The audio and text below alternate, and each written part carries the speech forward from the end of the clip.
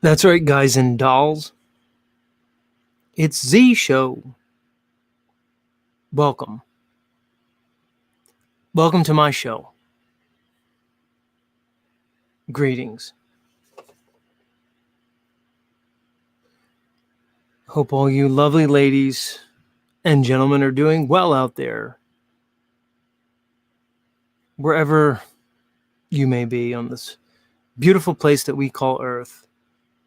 And isn't it beautiful? I think it's beautiful. It's just my opinion. You may disagree, I don't know. But I think it's beautiful. Whoever or whatever created this place, I don't know what it is. If it's some weird prison, soul trap, I don't know. But I find incredible beauty here.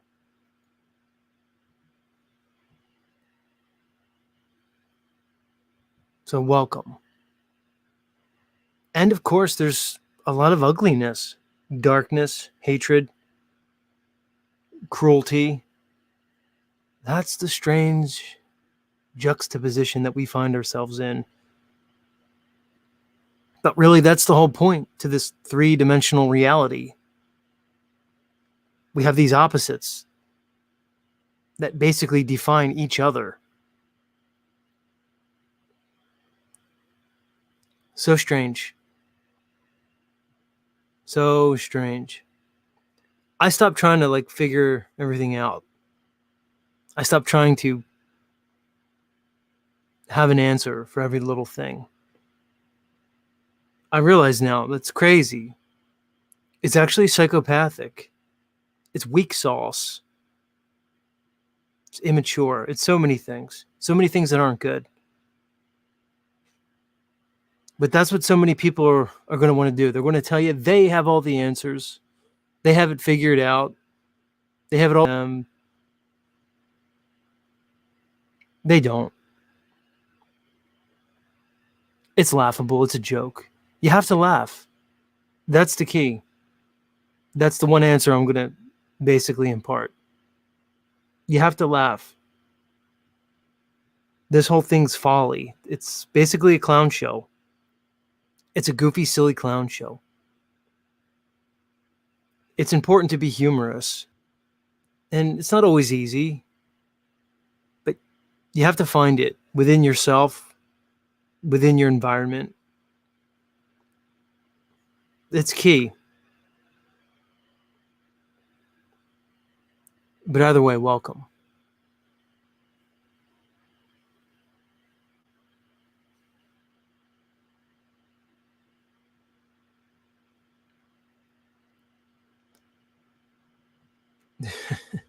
Yeah, I'm reading the chat. Heidi says she's going to go after the haters. Don't worry, Heidi. Some people never give up.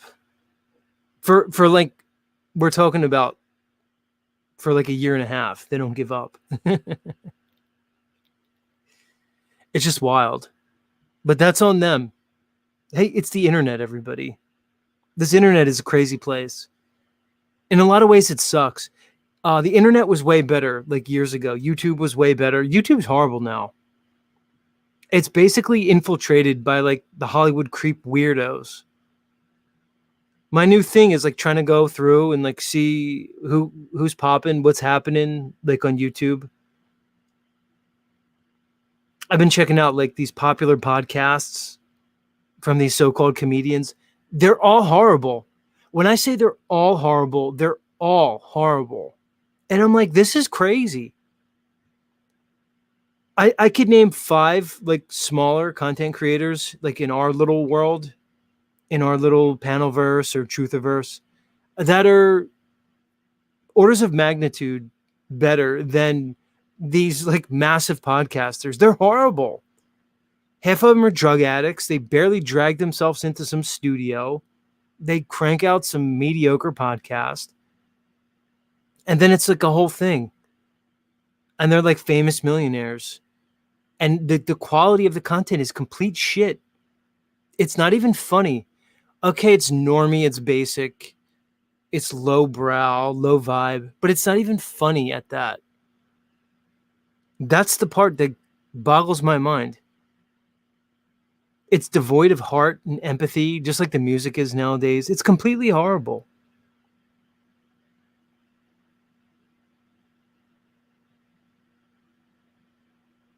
So it's completely wild. So you could just tell these so-called influencers, they're all sold in, bought out, fully owned and operated. It's totally wild.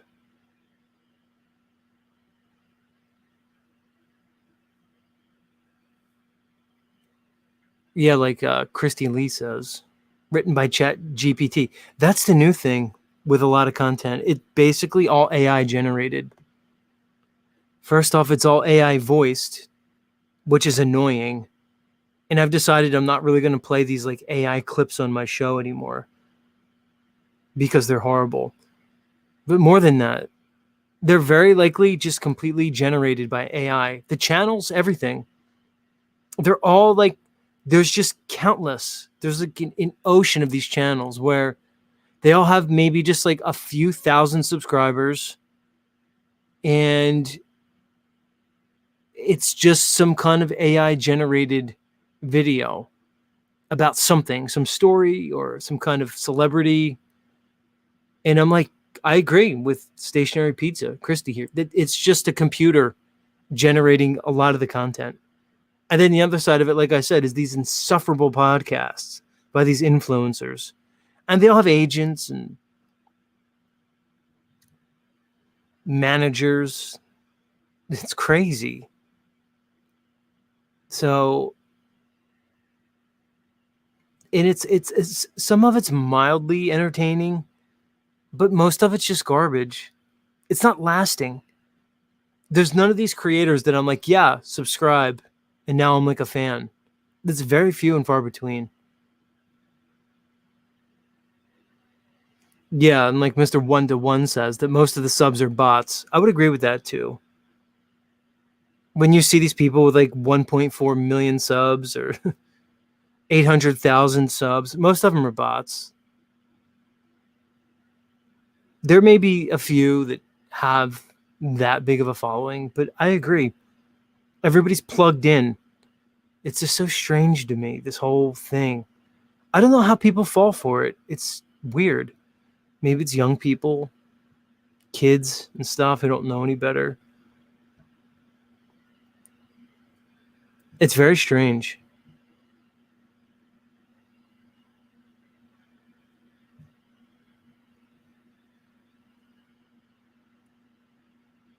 Yeah, it's a whole weird experience. I have people like even in my little corner here of YouTube that are completely obsessed with me. I'm not going to name them to.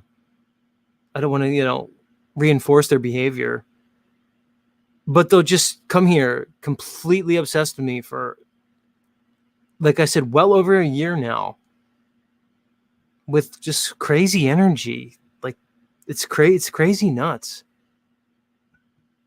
And they're listening to me right now. They know who I'm talking about. It's totally wild.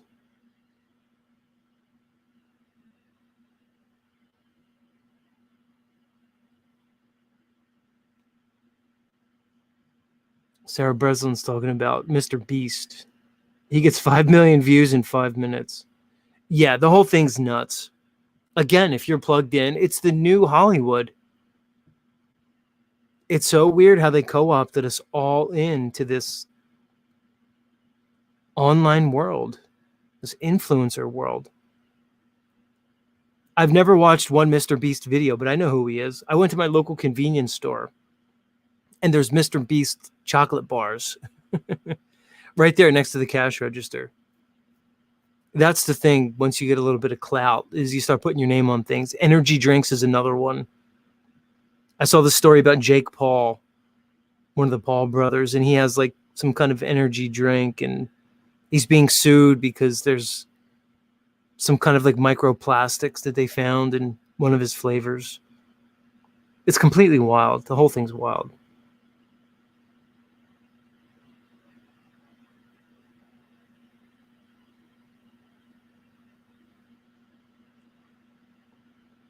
Plant-based. They're plant-based chocolate bars.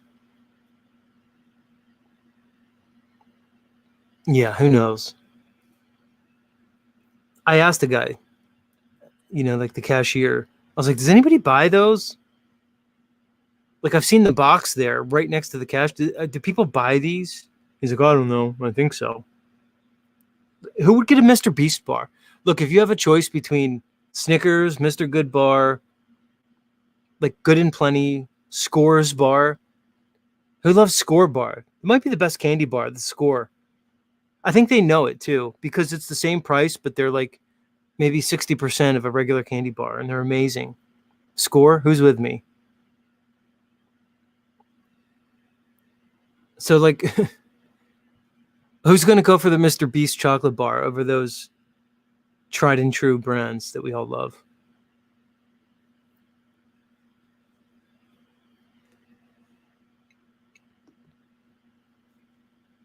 Yeah, but this whole influencer thing, it's completely wild. It's completely insane. Speaking about candy bars, Snickers has really upped their game. See, I start to notice these things. Sometimes I'm slow on the uptake with like pop culture because I just don't care. And I went into the convenience store and I noticed now there's like peanut butter Snickers, almond Snickers. There's not just Snickers. There's Snickers ice cream. They go, and good for Snickers. Snickers is probably top 3 candy bars, top 5. You can't argue with Snickers.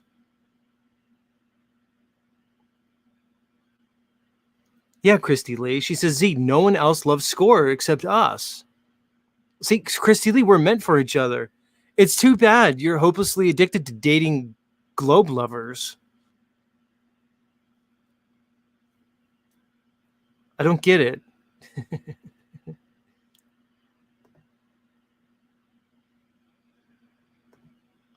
And I know they're candy bars.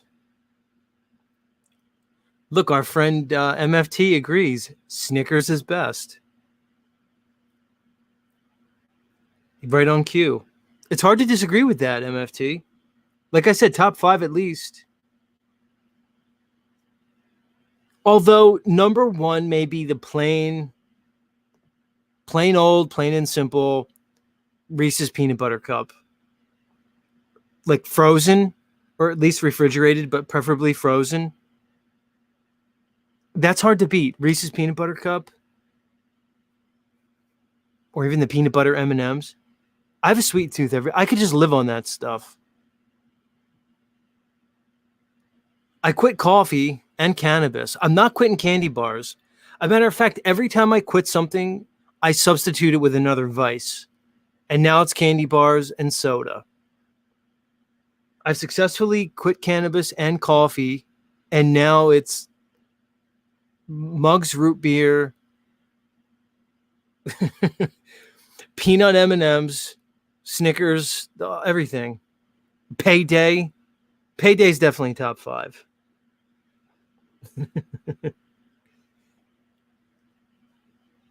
That's my thing now. But I'm okay with it. I'm like these recovering addicts who like just fill it in with like something else. Mine's candy bars and root beer and Canada Dry. It's fine. Yeah, Christy says you were better off with the coffee and weed. Yeah, okay. You might be right. That's hard to argue with, but not really. Today's the first day I'm finally feeling back to normal. And thank you to my listeners who are asking about my health status. Today's the very first day that I returned to some state of neurological equilibrium after dropping coffee. This is only day 3, I think, maybe 4. The first 2 or 3 days, my body was like, my central nervous system was like going crazy from not having the coffee. Right. I agree with Sarah. That's my feeling. I love quitting stuff. So empowering. I agree. Like I feel like a whole new person. And then I look back on like the last 20 some years of my life of like chugging coffee every morning. And then I feel like defeated that I was that person. Like I could just invalidate the last 20 years of just thinking I was a shithead because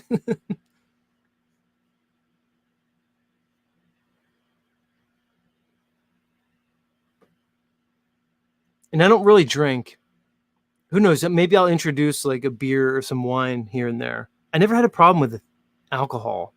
My body doesn't like it. So alcohol's not my problem. Like in a real way.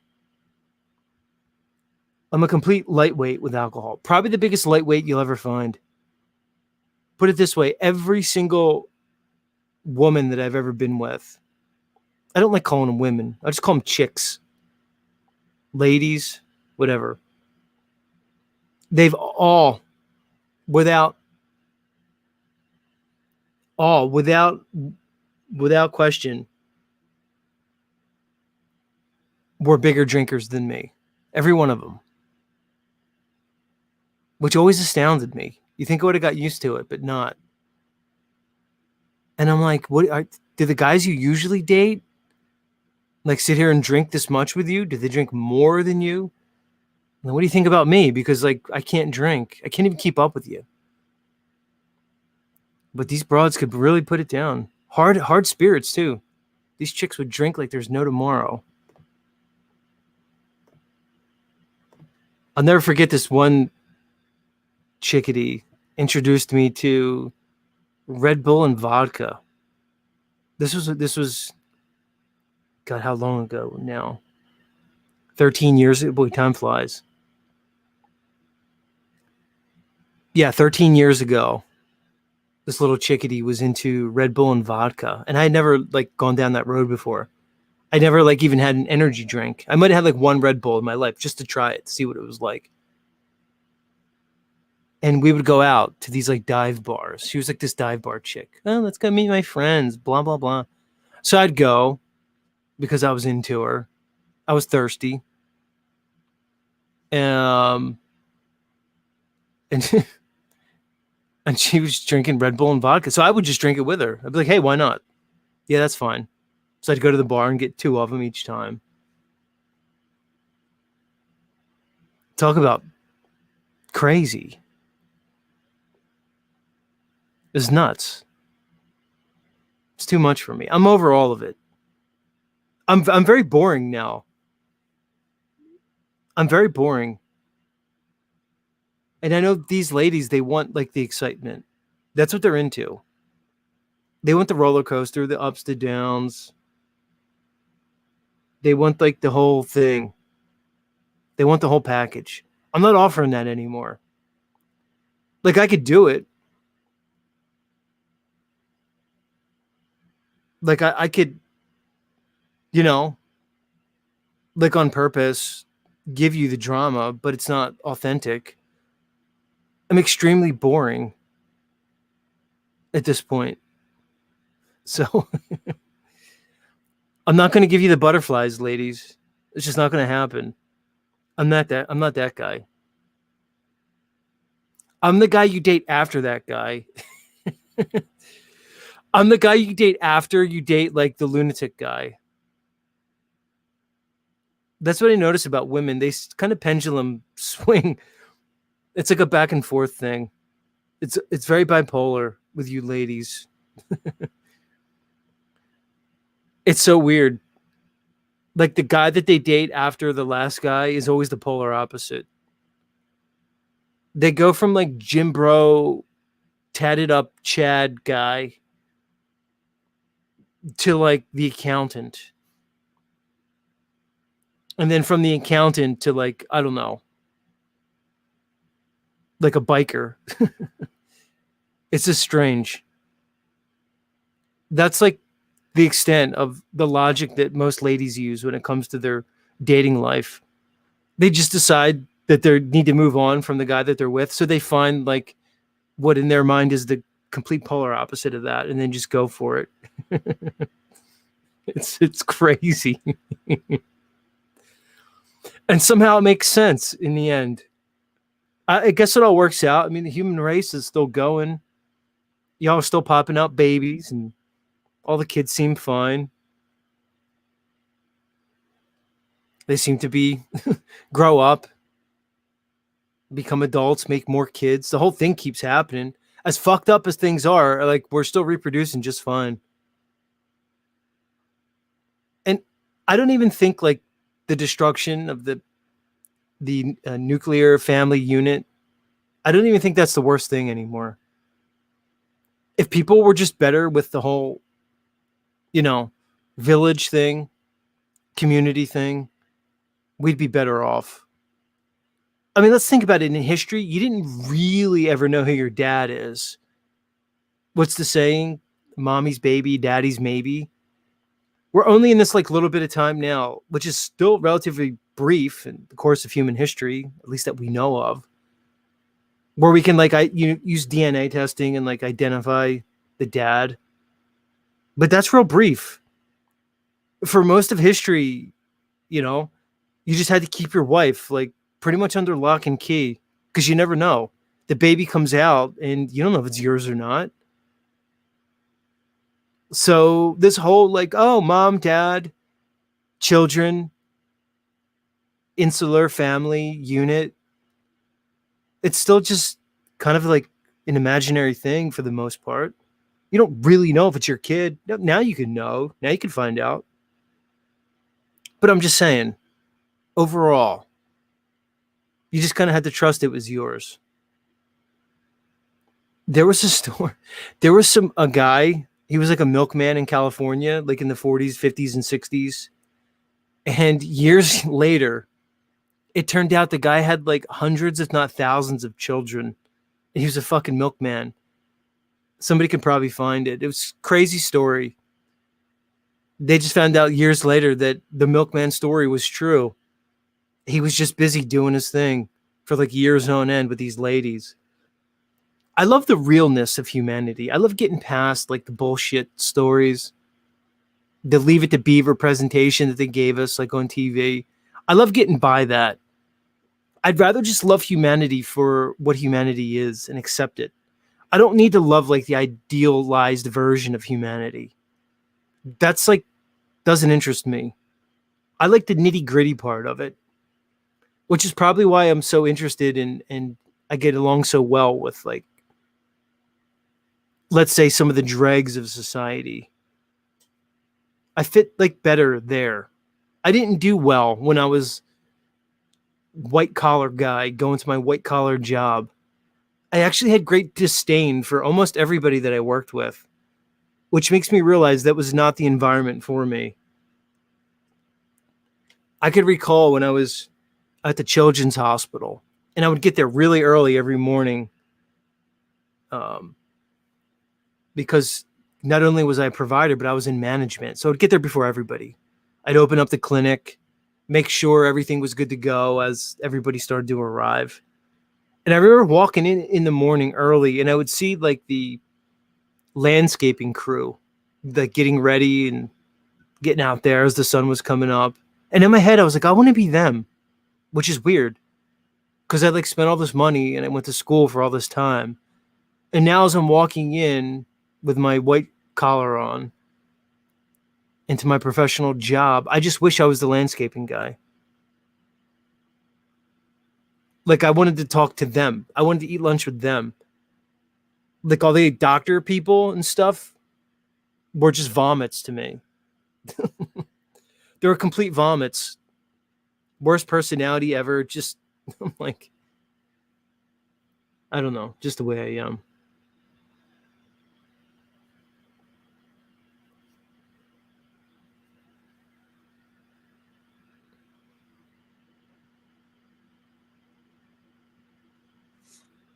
But yeah, I'm finally better from the coffee. So if anybody wants to quit coffee, just realize there's going to be a couple days where your body's going to freak out. I'm still not right, but I'm better. Which makes me realize that coffee really had me. It really is a drug, but it's like such an accepted drug. There's Dunkin' Donuts everywhere, convenience stores. The area I live, we have this convenience store called Wawa. And when you go in there in the morning, it's just a rush of people right for the coffee. They have really good coffee too. And I'm like, oh, this is nuts. And everybody gets their coffee and cigarettes and lottery tickets. all at once. So they go in. It's like the coffee, the cigarettes, the lottery tickets. So everybody's smoking. Everybody's drinking coffee. Everybody's smoking weed. Everybody's drinking alcohol. They're all drugs. It's drugs, everybody. You're all on drugs. Z's here to tell you. Don't feel bad. It says everybody. But you're all on drugs. How many drugs do we all need just to get through the day? You realize you don't need any of it, right? You could just live your life. You could wake up in the morning and just eventually like have something to eat, drink some water, do your thing, go to bed at night. You're just fine. You do the same thing the next day. But we're all on drugs. It's so fucked up. It's so fucked up when you think about it. Thunder Chicken says, don't vice shame. It's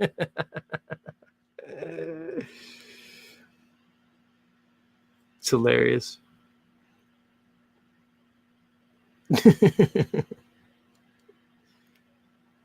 No, Sarah, I didn't put cream and sugar in my coffee. I used to. I cut that out a while ago. And then it was just black coffee for years and years. But yeah, I was like the cream and sugar guy when I was younger. Like my coffee was like a snack. It's like ice cream, but like for coffee. You just put enough cream and sugar in there. Basically what it is. But who knows? I might like just backslide and go back to everything. But right now in this moment, I have no plans to. I have to clean my act up at some point in my life. Exactly. Don't judge me. She knows. I used to put butter in my coffee. That's what I graduated to. To butter. Sarah says her hubby's vice is honey. I don't know if honey could be considered a vice. I mean, maybe.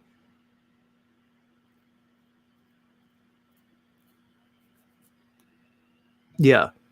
But don't worry, Thunder Chicken. Don't feel bad because my new thing now is just I'm steady drinking soda and eating candy bars. So don't feel bad, Thunder Chicken. I just I just substituted my vices. That's all. Like before the broadcast, I went down to the convenience store and I got a bunch of peanut M&Ms. I just had to. So don't feel bad. I'm going to become a fat ass now.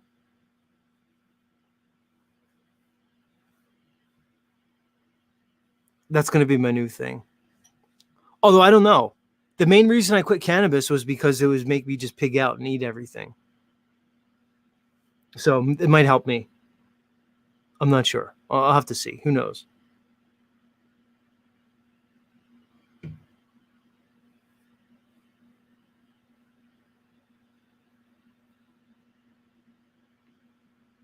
All right, maybe we'll fire this thing up. Get this thing going here. And in case I failed to mention it earlier, much love, everybody. Greetings. Welcome.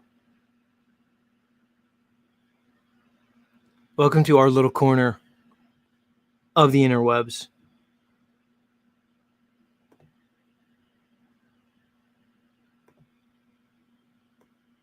Yeah, maybe we'll get this thing going. We might as well.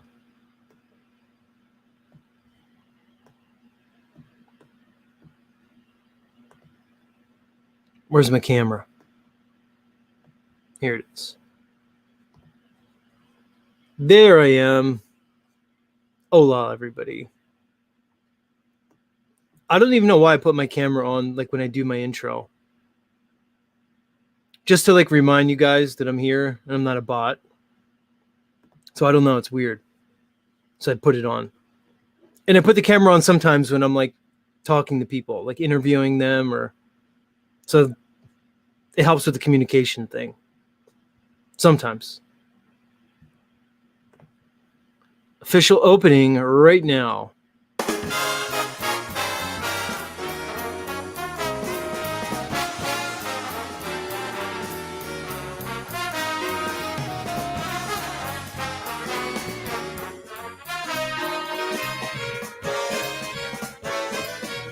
Good evening, everybody. Greetings and salutations. You found your way to Z Show.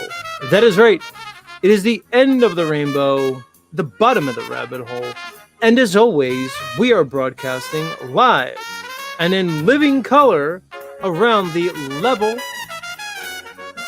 horizontal, topical, graphical plane that we call Earth.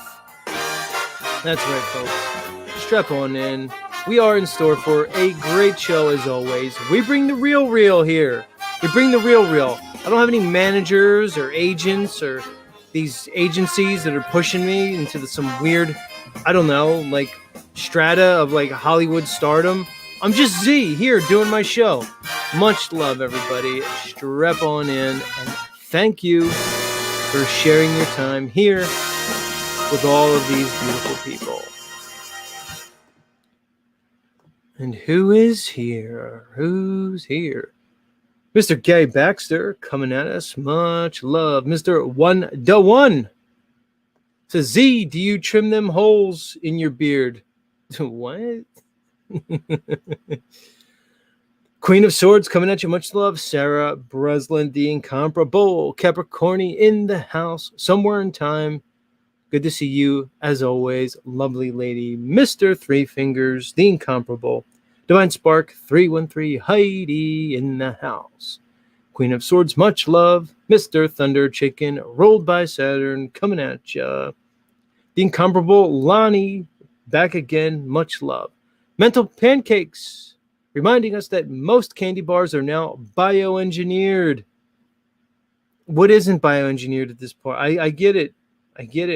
I don't know what to do. I have to live in this world.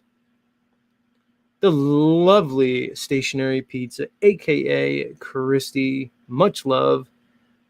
Don't judge me. Coming at us from the land of FLA. Emilios, man, as always, good to see you.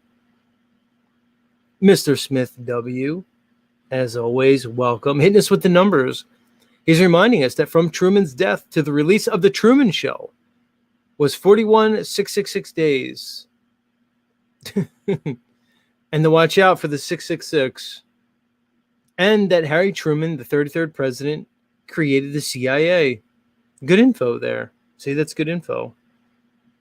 You're always coming with that stuff. Tracy, much love, the beautiful. Mr. MFT, Musicians for Truth, said, it's hard not to drink when you're coerced by two pretty women every day. By Chardonnay. I get it, MFT. Look, if alcohol's for anything, it's for that. Alcohol is like the lubrication that is like fueled the perpetuation of the human race for time immemorial at this point. That's what alcohol's for. So if you're drinking some Chardonnay with some lovely ladies, no shame on that. I kind of get it. Debbie Harwell, much love. Said quitting Diet Coke was harder than quitting smoking. And that she loves the channel. Much love, Debbie. Yeah, the caffeine thing's weird. But again, I don't want to get like all high and mighty about it because who knows, tomorrow I might start drinking it again. But I don't want to. My intention is to not. Mr. Solvermist and so many more lovely people. As always, folks, thank you bunches for being here.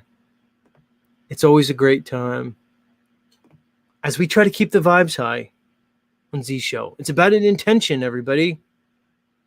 It's about an intention. This is YouTube. It seems to play on our basest of instincts. So I think we need to work against that consciously with forethought and intention. We need to work counter to that because it's too easy otherwise. They're just playing on us, everybody. They're just basically playing us, and I don't like that. I don't like to be played. There's something about me. I'm kind of stubborn. I'm kind of an asshole in many ways, so to speak, where I don't like to be like a dupe. It's weird.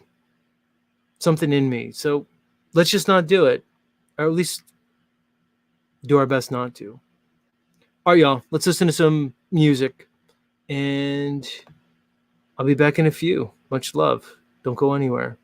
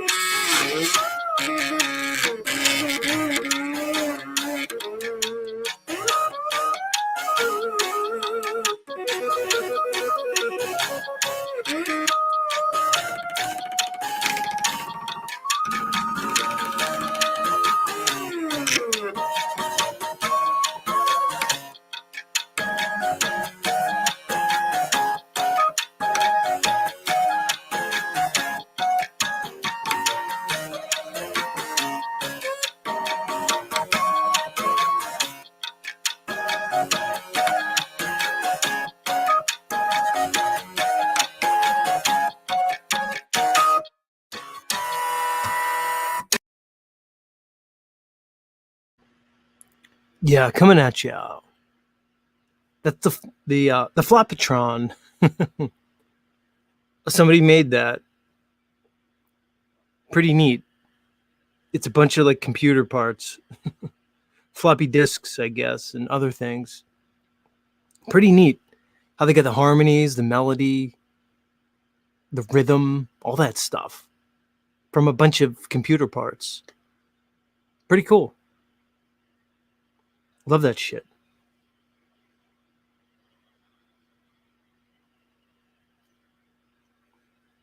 It's pretty neato. People are pretty ingenious, creative. There's still creativity in the world. It's still there. It's inside of us somewhere. Some of us, maybe. Who knows? But either way, good stuff all around. I like weird, strange, goofy stuff like that. I'm into that stuff. Like I could just play like regular music here, I think, but you can hear that anywhere. And I think it has like copyright and stuff like that. You need to be careful with that. I'm not sure how all this works, like on YouTube.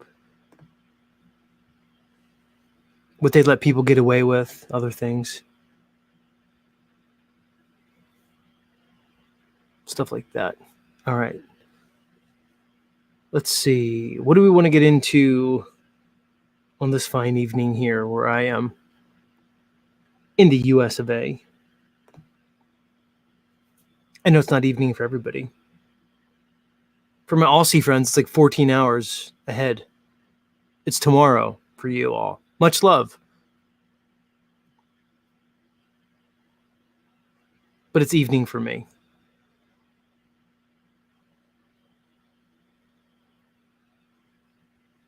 Yeah, let's bring up some stuff. Let's play this first. This is a quick one. I just thought this was super interesting here.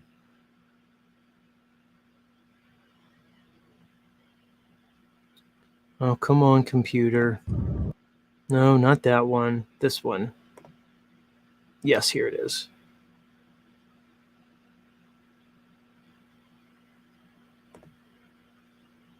So I'll just play this one. This one kind of speaks for itself. Let me pull it up first so you can see it. There we go. See that guy? His name's Mike Tyson. You know who he is. Everybody knows who Mike Tyson is. For like the one person who doesn't, no, everybody knows who Mike Tyson is. So let's hear what Mike Tyson had to say on a podcast. Imagine we live on a flat fucking world. All this time we thought we lived on a round planet, huh? We have no fucking evidence to believe that we're on a round planet, only by people telling us, but we really don't. That's right, Iron Mike. Thank you. Imagine all this time we thought we lived on a fucking planet. Pardon my French, but I'm just basically repeating Iron Mike. You don't want to paraphrase Iron Mike Tyson. You want to just be very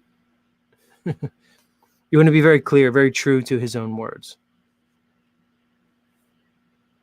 I'll play it again. But then you watch the reaction from like the other podcasters. It's such a weird thing that happens to people. It's like their mind glitches out. It's the same thing that happens when Z talks. When I talk, it's like to certain people, it's like it glitches them out. And I'm the guy who like goes into the uncomfort. I'm like, I'm going to be the guy who still says it. because I'm that guy. I don't really need to worry about your level of comfort with my conversation. Imagine we live on a flat fucking world. All this time we thought we lived on a round planet, huh? We have no fucking evidence to believe that we're on a round planet, only by people telling us. But we really don't know who we are, where we came from, who the fuck is our purpose here. I'm not gonna go for that. You're not gonna tell me that on a round planet, though. How do you know that? You never been out of space, nigga. What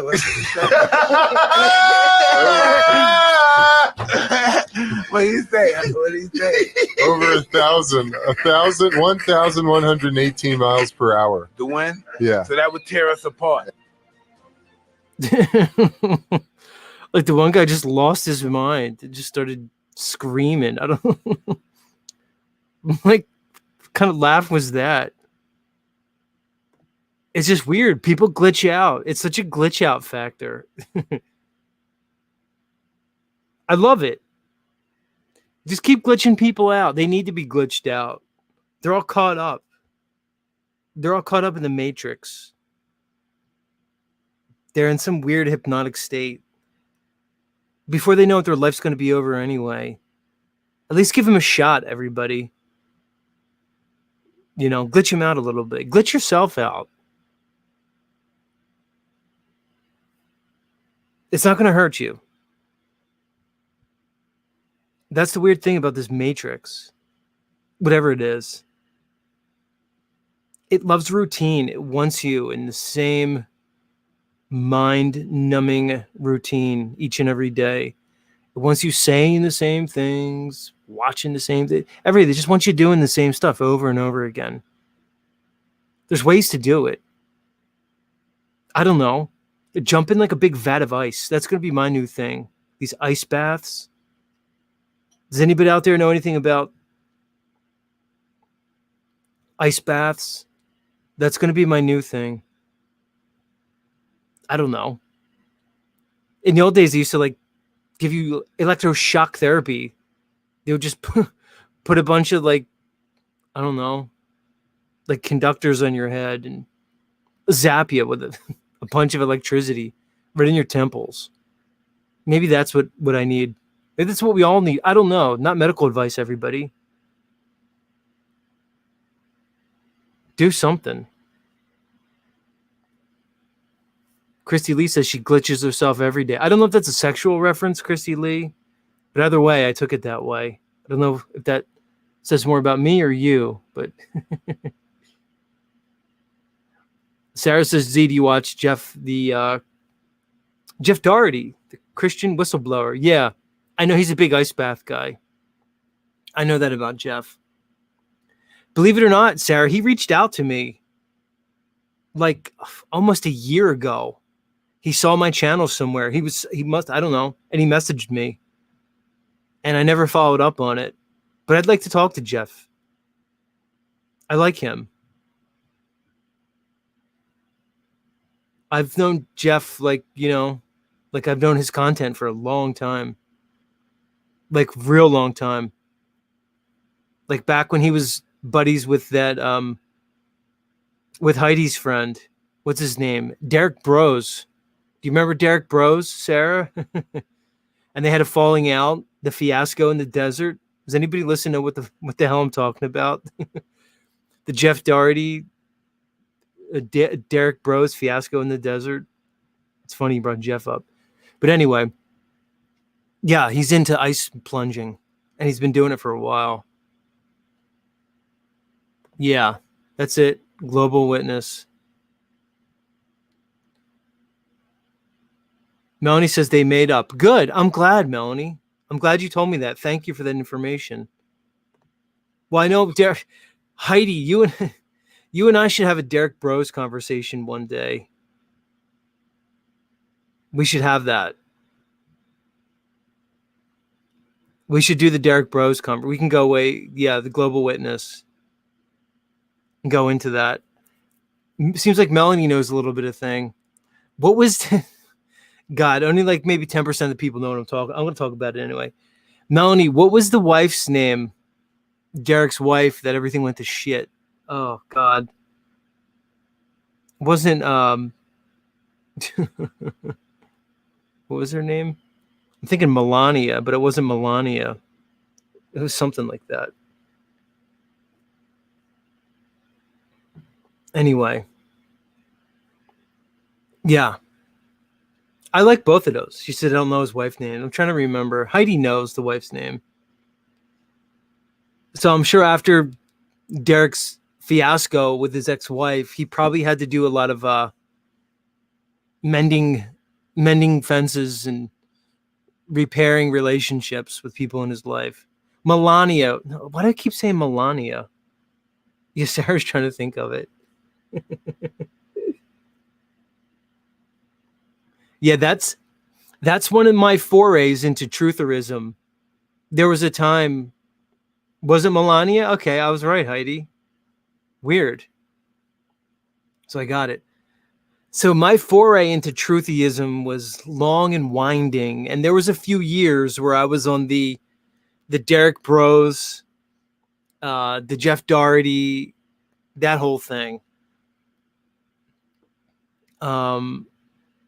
What's his name? The Rex Bear. Remember Rex Bear? I was in that world for like a little bit. They were in the good stuff. Derek Bros is the guy that turned me on to like the prominence of like Gnosticism and how that was a thing. I learned all that through Derek. He's the one who sort of initiated me into that world. That there was this whole other like part of, I guess you can call it Christianity, so to speak, that was like way different. And that was like Derek introduced me to that. Where I was like, oh, there's a bunch of like people who were like all about Christ, but they're not all about like the Jewy stuff about it. They're not into that part. Sarah says, Z, me and my husband must, you and my hubby must have went down the same rabbit hole. Yeah, I'm sure we did. And then I remember I stopped watching Derek when he basically said Flat Earth was bullshit. His name is Global Witness, which he changed now. And I remember I unsubbed from him like that very day. And I was like, oh, you don't have to be a flat earther, but when you come on and say it's a globe, everybody, and we're in space, and I was like, oh, Derek, how could you? And that was it. I just left. Moni says Jeff is a good dude.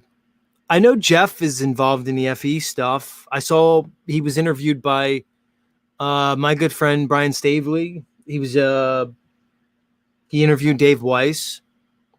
So I know Jeff kind of like embraces that thing. The funny part about Jeff now, he's basically like into, I don't want to say he's into like white nationalism, but Jeff is into a lot of like Aryan National Socialist Party type of stuff. Maybe you can call it almost like Nordic. So Jeff went down that road. I know he like basically embraces the Norse gods and all that stuff.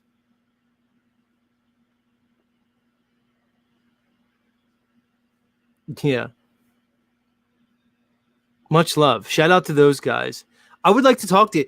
If anybody can get me into convo with Derek Bros or Jeff, I'll do it. It's weird. Like I said, Jeff reached out to me. Jeff Doherty reached out to me. I just didn't respond. It was weird. But I'd love to talk to him. Jeff, if you hear this somehow, hit me up. Let's have a conversation. Who knows? Much love to those guys. God, I can go off talking about that whole thing. But maybe I'll save it for another time. Let me play this one for everybody.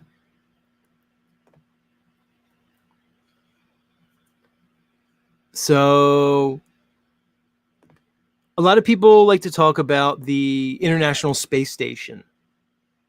And they'll look at it because you can see it in the sky. It actually transits the moon.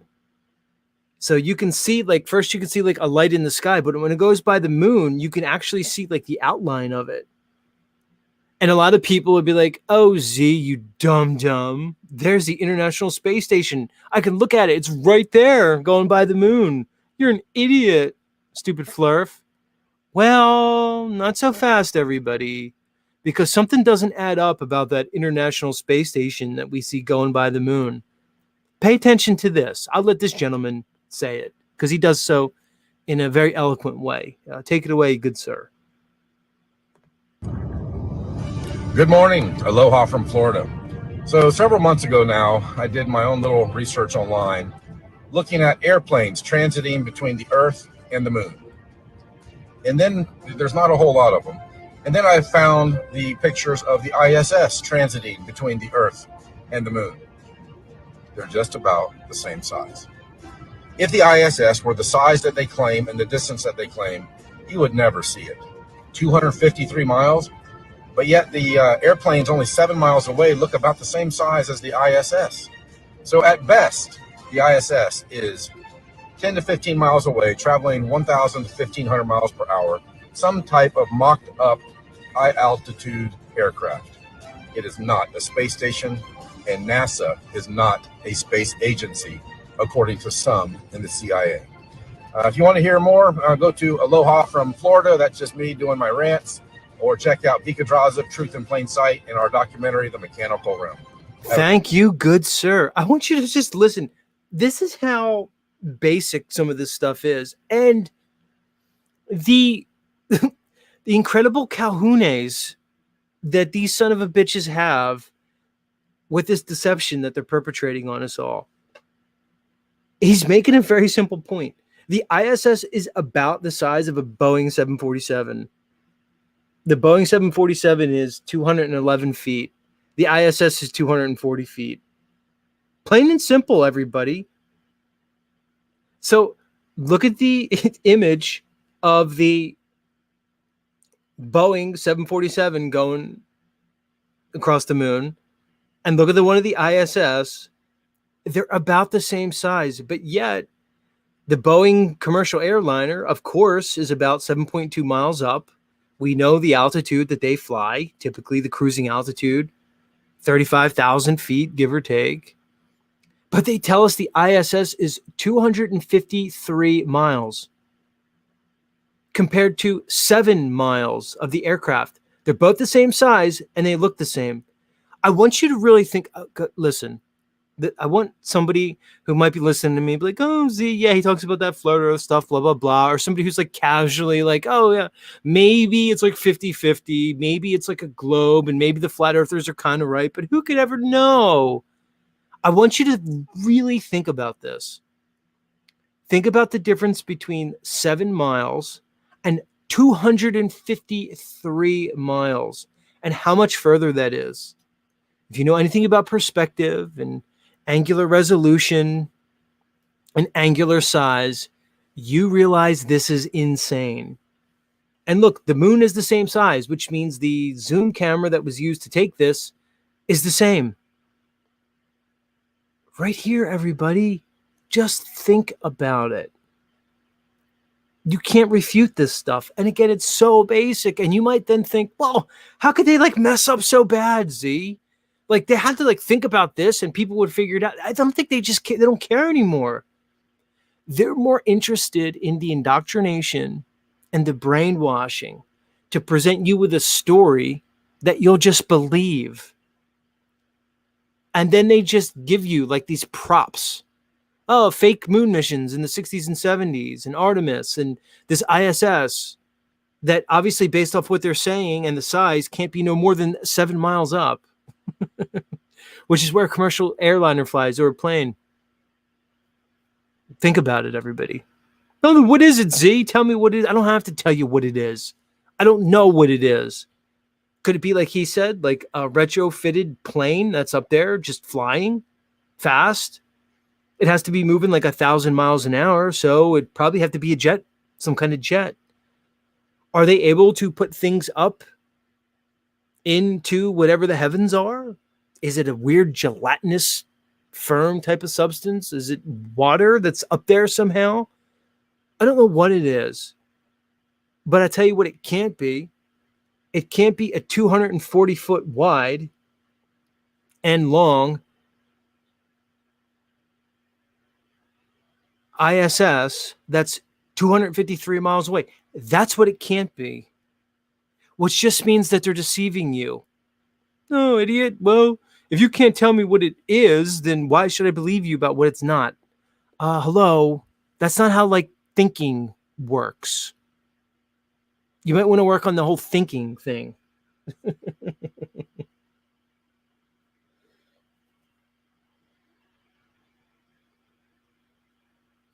So kooky. I love little things like this because they're so smart.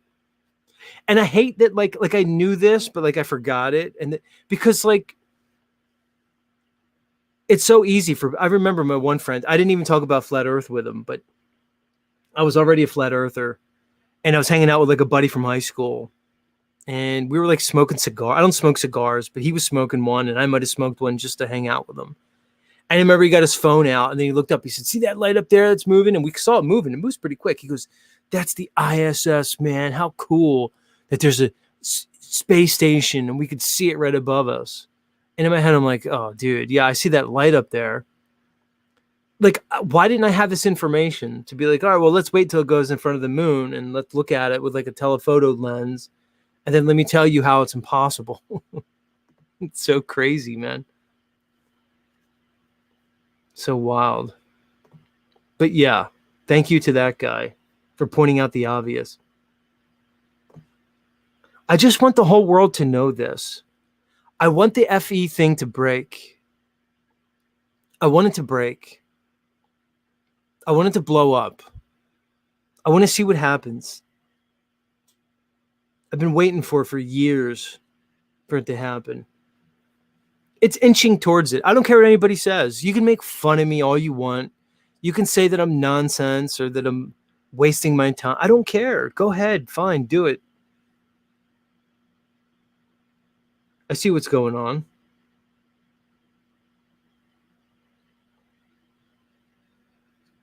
All right, let's talk about free energy. That's what I want to get into now.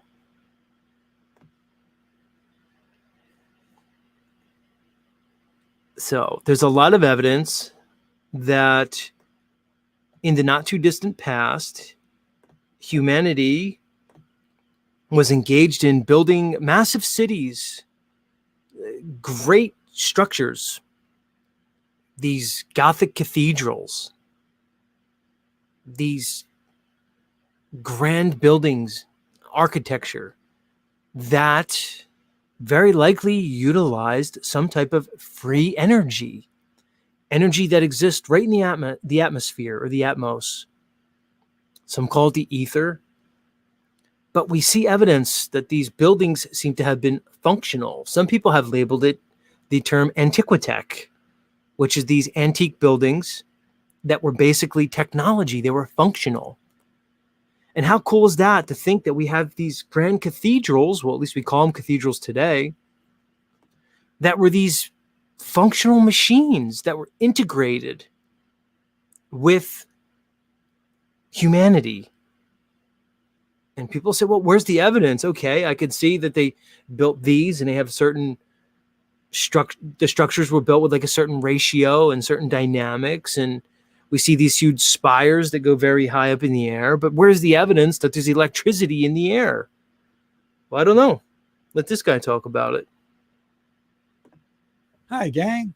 I'd previously demonstrated generating power using atmospheric electricity.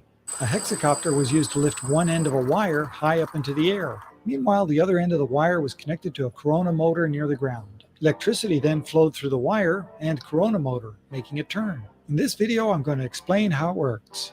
Much of the following explanation is adapted from Nobel Prize-winning physicist Richard Feynman's lecture on physics, a section called Electricity in the Atmosphere. For every meter you go up in the air, the voltage increases by around 100 volts, or we could say around 100 volts per yard. We can draw these voltage increases using what are called equipotential lines. Notice that the ground is negative and the sky is positive with respect to each other. According to Feynman, this extends upward to 50 kilometers, or 31 miles, where the air is very conductive. This is the case in fair weather. In stormy weather, like a thunderstorm, things are quite different, and I won't talk about that here. But if this voltage exists between your head and the ground, why don't you get a shock? The reason is that your body is a good enough electrical conductor that standing on the ground, you're basically a part of the ground. the equipotential lines would look like this. There's still effectively 0 volts between the top of your head and ground. Similar effects happen with trees, buildings, and so on. What about the electric current? A downward electrical current exists and consists of positive ions, molecules or clumps of matter that have a positive charge. These ions are moving slowly toward the ground.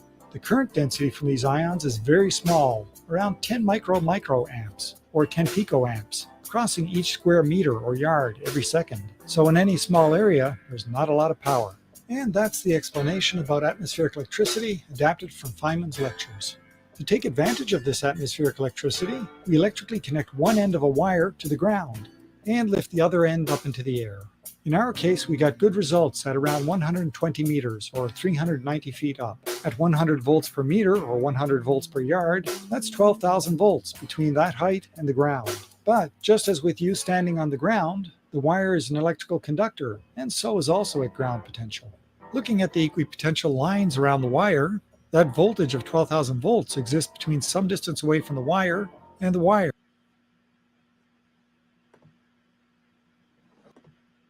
100 volts per meter. Hi, gang. Why did that cut off like that? Did that just cut off, or was that the end of it? I guess that was the end of it. 100 volts per meter. That's a lot. And where did he use? He was able to get up to 12K volts. This is wild. I was reminded of this because when I was watching the Austin Whitsitt debate on the InfoWars network, he brought up this guy. He must have brought up this very study, like the book, the guy, and I was reminded of it, so I wanted to check it out. And it's so cool because, again, you can demonstrate this. It's substantiated. You can put like a balloon, like a tethered balloon in the air with a certain wire connected to it, and you could utilize this energy. And I've played other videos that have demonstrated this, where they're doing research at like certain universities. It's so wild to me.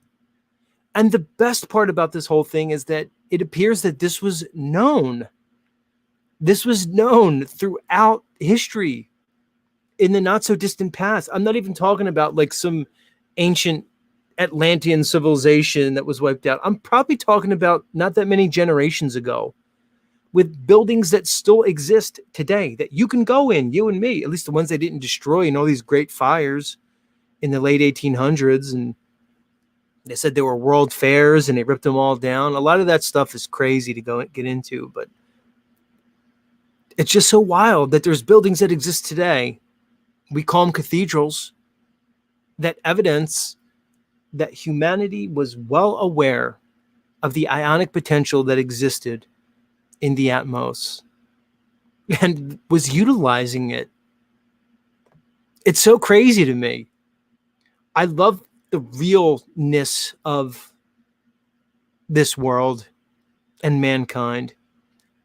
We're so much more than they tell us. We're so much more. I think I have another short video that kind of goes into some of this stuff. Yeah, this video is similar. About the old world, the technology that was being utilized. Yeah, let me get into this one real quick.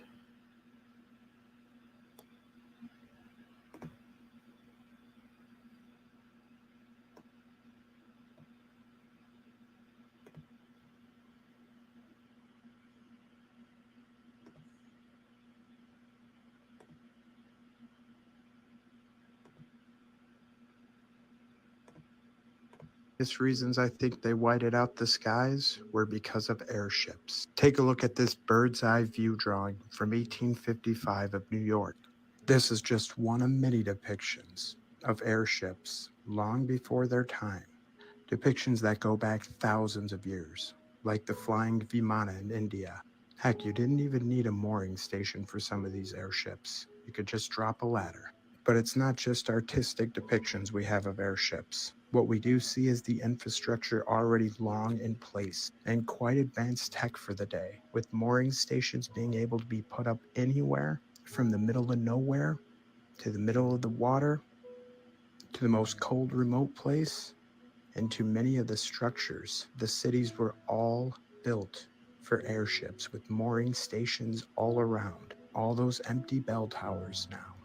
It is also why some of the most extravagant architecture could be built on some of the most remote areas of this realm. It is why we had detailed maps of places like Antarctica hundreds of years before they say Antarctica was discovered. It's because traveling to Antarctica on an airship would have been a breeze.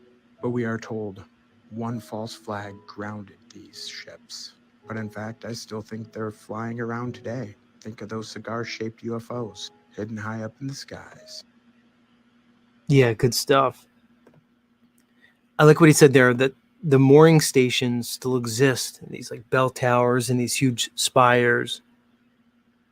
You could even look at like things like the Empire State Building and all these different structures. They look like they were built to accommodate these airships. Where did they go? Like, what happened to them? What's the excuse for like not having airships now? We have Elon Musk, SpaceX rockets that are blasting off and landing and doing all kinds of crazy things.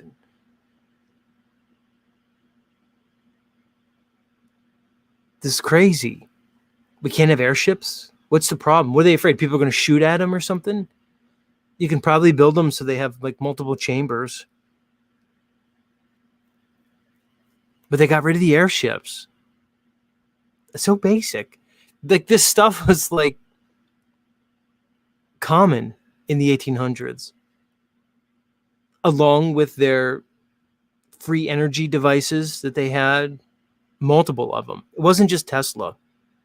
I presented people before Tesla that had these free energy devices that were based off the principle of what's called cavitation.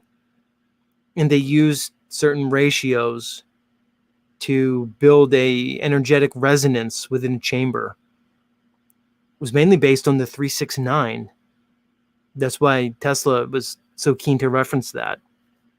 The 369 appears to be the ratio used in these resonance machines, which is basically free energy.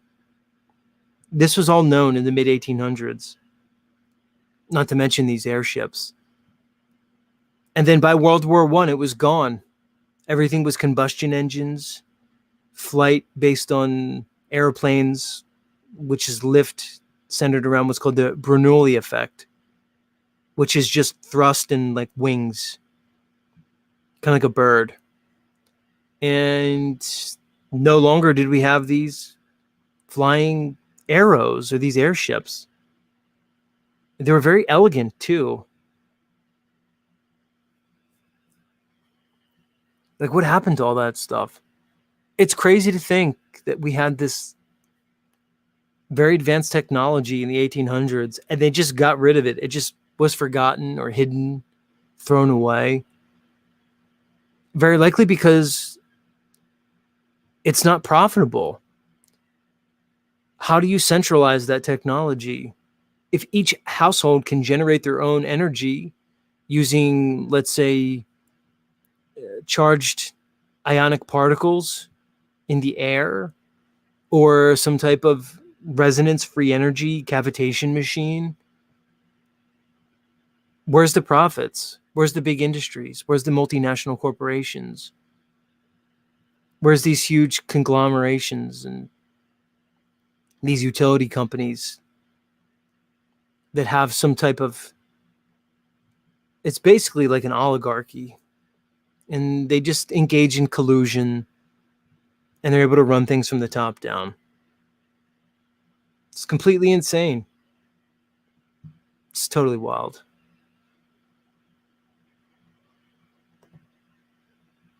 And he even referenced the Vimanas in this video. which are airships that are referenced in the ancient Vedic and Hindu text. Things like that.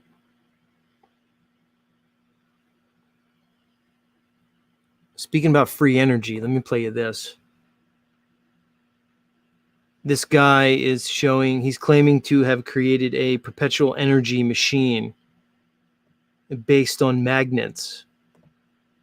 And I always put it like this. You have to look at electricity and magnetism as two sides of the same coin, which is so funny because our whole infrastructure, our whole modern age, this technological age, is currently based on electricity.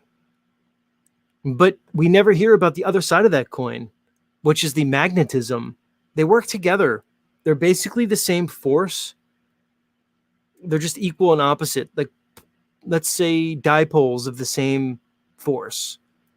So you have magnetism on one end and electricity on the other end, but they're basically of the same nature, so to speak.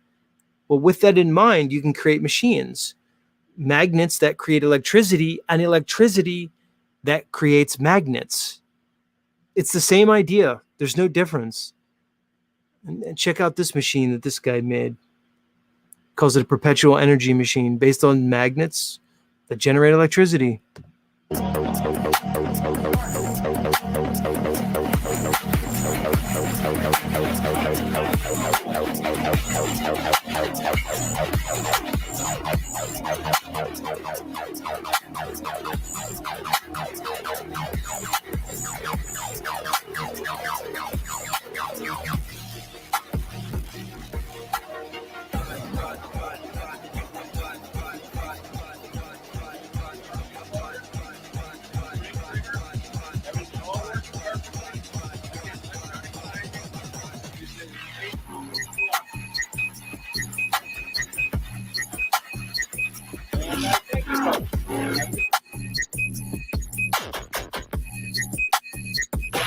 So now he's showing a patent from July 16th, 2013. So this is 11 years old, this patent. Now, I don't know when he actually was able to create the machine. It's very simple. But here's the question. Why is this guy, who looks like he'd be better suited to have like a beer in his hand in front of a barbecue with a Kiss the Cook shirt on, just cooking for the family, like on a holiday.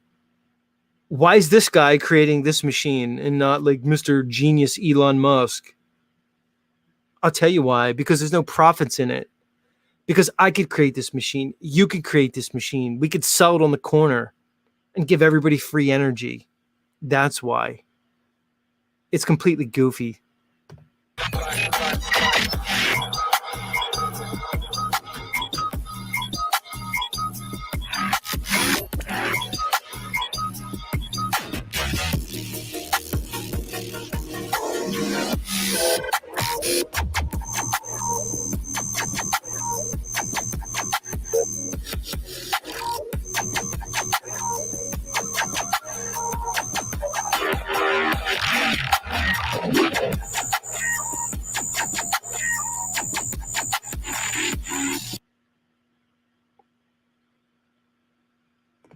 So, and you saw like the north and south and stuff. He basically, it's magnets.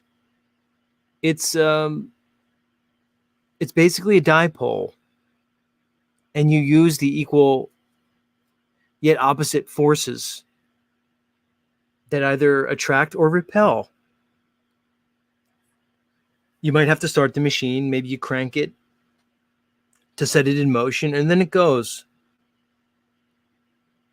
And it generates electricity.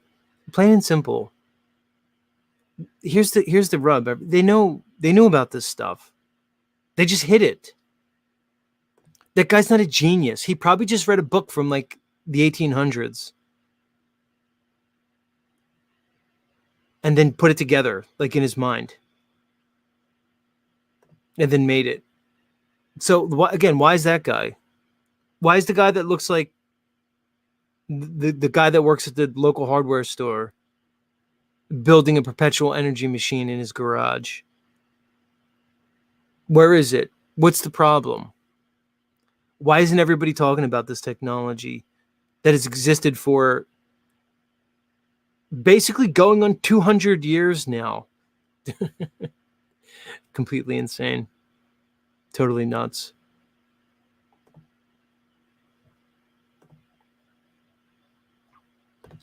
All right, here's what we're going to do. I'm going to drop the link in for anybody who wants to come on up and chop it up with your pal Z. And in the meantime, we'll take a bit of a musical interlude. It's about that time.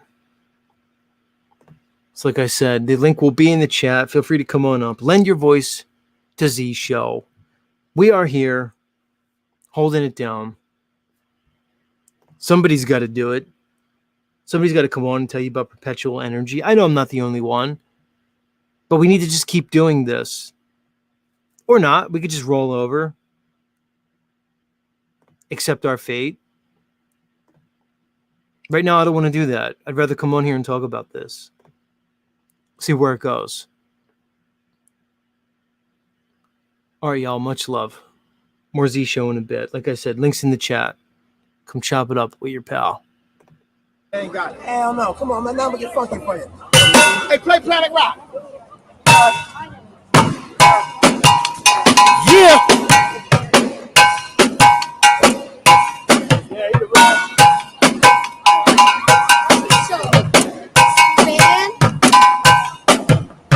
Planet Rock. It's the soul shop. Planet Rock. Planet Rock. It's the soul shop.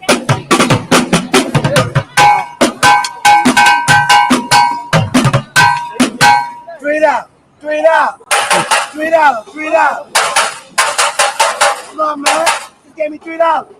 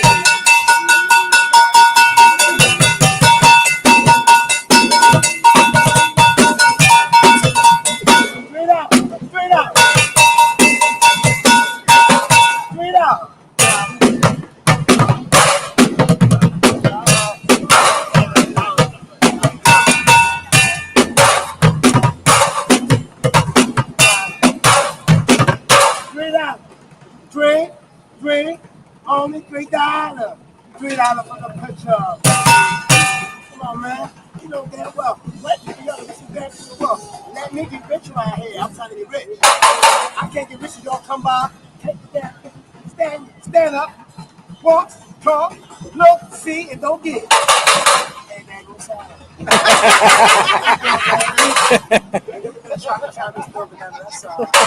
What you doing, man? Man, you looking to have up, boy. I tell you, man. I ain't gonna tell no lie. Well, excuse me for a second. I can take a break. I've been looking for her like a day like in a flashlight. Let me get busy. I just play the beat and Planet Rock. Now I'm gonna get funky and do some more funky stuff.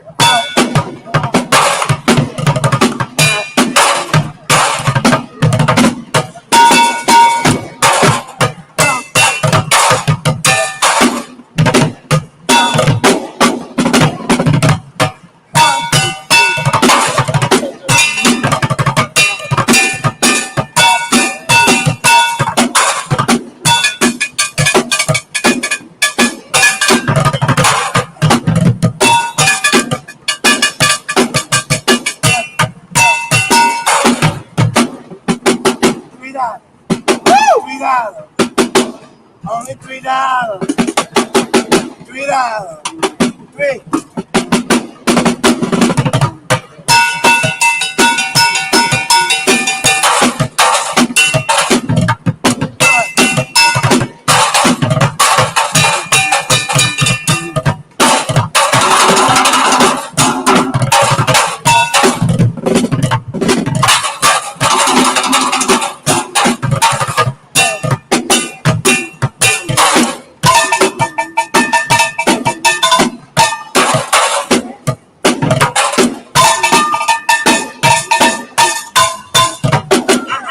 I am the original.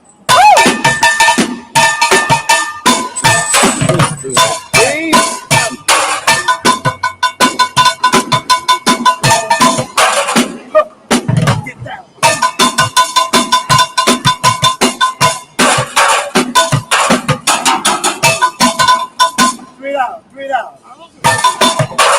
$3. $3. $3. $3. $3.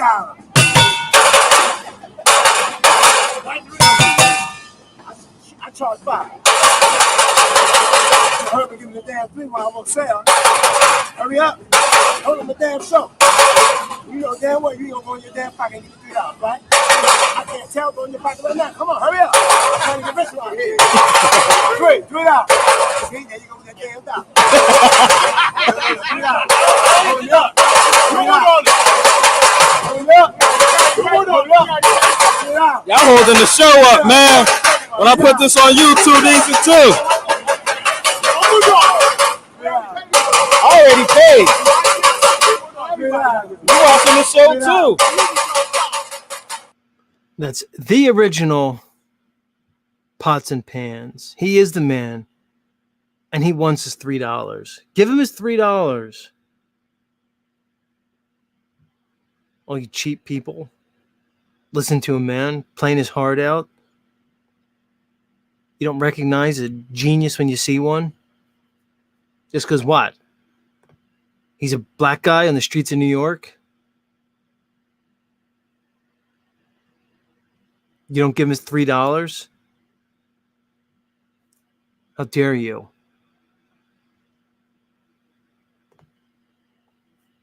Again, that is the original Tony Pots and Pans. And I'm so blessed and thankful that he remains on YouTube with this one clip. He made my childhood. The first time I ever saw that man, I was a young lad, and I was on the boardwalk in one Atlantic City, New Jersey. And I'm walking down the boardwalk, and I heard his music that you just witnessed in the distance, and I was drawn to it instantaneously. Because there's something about me. I recognize genius when I see it. I recognize beauty, whether it's music, whether it's graphic art, a painting, a lovely lady. It's one of the things that I'm blessed with, the ability to recognize beauty. And I knew right away that I was hearing something special. And as I kept walking, there he was, that man that you saw right there, the original Pots and Pans. Now, I don't know where he is now.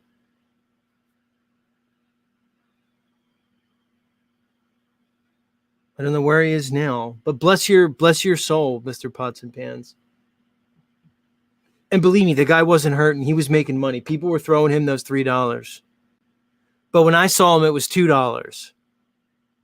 Because this video was like somewhere in the 2000s. But when I saw him like in the 80s, that's how long, who knows? He might be an old guy now. It was $2. But I see he upped his price. You know, inflation. But still the same Pots and Pans. I guess once you find like the perfect sound, you just go with it. But again, that's true genius. The guy didn't need like a bunch of stuff. He didn't have to spend like a bunch of money on like, oh, I got a new Stratocaster or Fender guitar.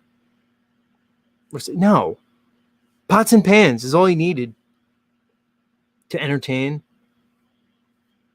to dazzle people. What more could you ask for?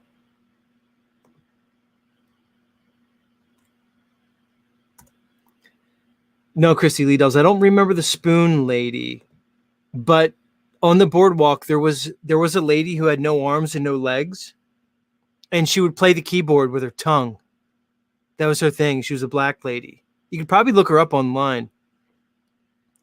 And somebody would wheel her out there, and she would sit there. She'd lay on her stomach on, like, I don't know what you can call it, like a gurney, I guess, like a table on wheels. And she had a keyboard underneath her, and she'd play with her tongue. She made good money too. And tragically, she died. Somebody was crossing the street with her, and she got hit. She couldn't move. She was completely dependent on people. And they did a whole story on her, like in the Atlantic City Press, which is the newspaper. And she like had kids and stuff, and she would like change their diapers and feed them. She would do everything with her mouth. Like I said, she would change the kids' diapers with her mouth. See, these are real heroes. You don't hear about these people. These are the people I'm interested in. Man, Max says pots and pans just needs a little crack rock. Yeah, I'm sure. $3 or a rock. Back in my day, it was $5 for a crack rock. I mean, not like I'm like an expert on it or anything, but I knew that much. I knew how much a crack rock was, like in the 90s. I was well acquainted with that for a lot of reasons. Not because I was a crackhead, but just other reasons. All right, let me bring up my guest. Sarah Breslin, welcome back to Z Show. How are you? How are you? Can you hear me? Yeah, sound good. Okay. It's working. How's it going? How's everything in your world? Good. Everything's good. We wanted to know if The lady if she played Jaws on the piano. She might have. I mean, it's easy to play. It's like two notes. There's like two notes right next to each other. Yeah, that would be pretty easy. I should look her up for the next show and see if there's any. I don't remember her name. She was just a lady. She was a black lady in the 80s in Atlantic City. I was a little freaked out by her when I was a kid. Like I wasn't freaked out by pots and pans, but I was freaked out about the no leg and arm lady. Maybe there's a video of her covering "Watch Out for 666." Maybe. That'd be good. We need to. I want to redo the "Watch Out for 666." Maybe. So I play the piano like a little bit, and so I can like figure songs out and play them. Maybe I'll do my own cover of 666 and present it for you guys. I don't know. Maybe somebody else could do it too. I think you should. Is that what boardwalk you went to growing up, the Atlantic City one? Well, it depends. Like, yeah, that one, and there's one in Ocean City, New Jersey that I went to a lot as a kid. Yeah, we went to that one. Do you remember Slobber Bob? There was somebody named Ocean City. There was somebody named Slobber Bob. What was his deal? I think he was. Me and my husband were trying to think. Like we remember the name, and I remember him too. I don't know if he came from like Northeast Philly, and we would like see him. Like a 40 or 50-year-old with like autism. Maybe. Yeah, there was something really wrong with him. But he always walked everywhere, and he was like. Yeah, he walked everywhere. He was in like the Abington area, and then down the shore. Yeah, we think we would see him like in like that area, like Abington area of Pennsylvania. But then like you would go down the shore and then see Slobber Bob would be there. That's interesting. I used to live outside of Abington for a while. It's funny. Yeah, and then there was a guy that ran all over Huntington Valley too. I don't know if you remember him. He would have like the shortest little like running shorts on, and you would see him everywhere running. Like the guy was ripped too. The Kenyan runner, everybody called him. That's interesting. But the difference between for anybody who's interested, in New Jersey, we have what's called the Jersey Shore. It's basically the beach, right? We call it the Jersey Shore. But there's a number of boardwalks, and there's a number of like these small family towns, vacation towns. And the main ones with the boardwalks were Atlantic City was like the famous one. Yeah. That had a certain vibe because there was like, there's like the Atlantic City ghetto, and it was crazy. There was like homeless people everywhere and drugs and casinos. And then you had like the clean one was Ocean City, New Jersey. That was like the family one. And it's a dry town. There was no bars, no alcohol, right? And that's the one that was like, honestly, Sarah and Grant, that was my favorite one as a Yeah, I kid. liked going there. It had the cleanest beaches and like had like the best pizza, and you felt safe there. Mac And and Manco's. right, there was Mac and Yes. Manco's pizza, Core and which is Brothers. yeah, that's the ice cream. And Uh-huh. my favorite was the French fries that were like I don't know, like these Curly's. crinkly French fries. Curly's? No, that's not. Wait, is that was in Wildwood? I think. Really, Well, my mom they would and dad they would go would there. serve them with vinegar. You'd get vinegar on the Oh, side. That yes. was the big thing. Oh, you know what? I have to ask my niece. I'll tell you what it was called. My niece knows. I know she will. Yeah, Because it was her mom's favorite place. yeah. So that was Ocean City, but then there's Wildwood, which is more down Yes. like south, and it had a lot of really huge water slides, and that was a little bit more like rough and tumble there. Like there was more like rednecky people that were just drinking on the boardwalk, and the chicks were always like a little sluttier down there, and a little bit more loosey goosey. Because it was all the Catholic school girls. Right. That's where we all used to go for like spring break, and when we used to go there after our proms and stuff. Like, how can my parents let me do that? Like, what? Like, I think about that. I'm like, that's like my son's age, you know? Right. Well, we were more grown up. Guys, when I was like 11, I would get on my bike and I would ride all around, like miles around, like for hours on end. Same. Me and my friends would like get lost on our bikes. Yeah, I got lost a couple times and had to like knock on people's doors and like try and like I've been riding my bike, I don't know where I'm at. And like you would know your phone number, so they'd like call, they'd like get picked up or given directions to my house from the people's house I was at. You couldn't do that now? I would never let my kids do that. I do let them be like independent though. You know what I mean? Like I do let them, because I don't want them to feel like they're always being watched, you know? Well, it's different times. We didn't think about it. I mean, you know, there was always stories about all like pervy people and, you know, like the white van with like kittens written on the side. But like, you didn't really experience that. We weren't living that world. We didn't have the internet telling us how horrible everything was. And then we weren't like manifesting that. We were just living our lives. It was way better times. It was way better times. I know my kids get like, when I talk about like, you know, the good old days. I remember being in grade school, like 4th grade, you could like walk off the property. There was no fences. Like, like if somebody wasn't watching you or like a kid was bad, like, you know, like you could like run across the street. Now it's a prison. I won't even send my kids there. It's crazy. Oh yeah. The whole thing.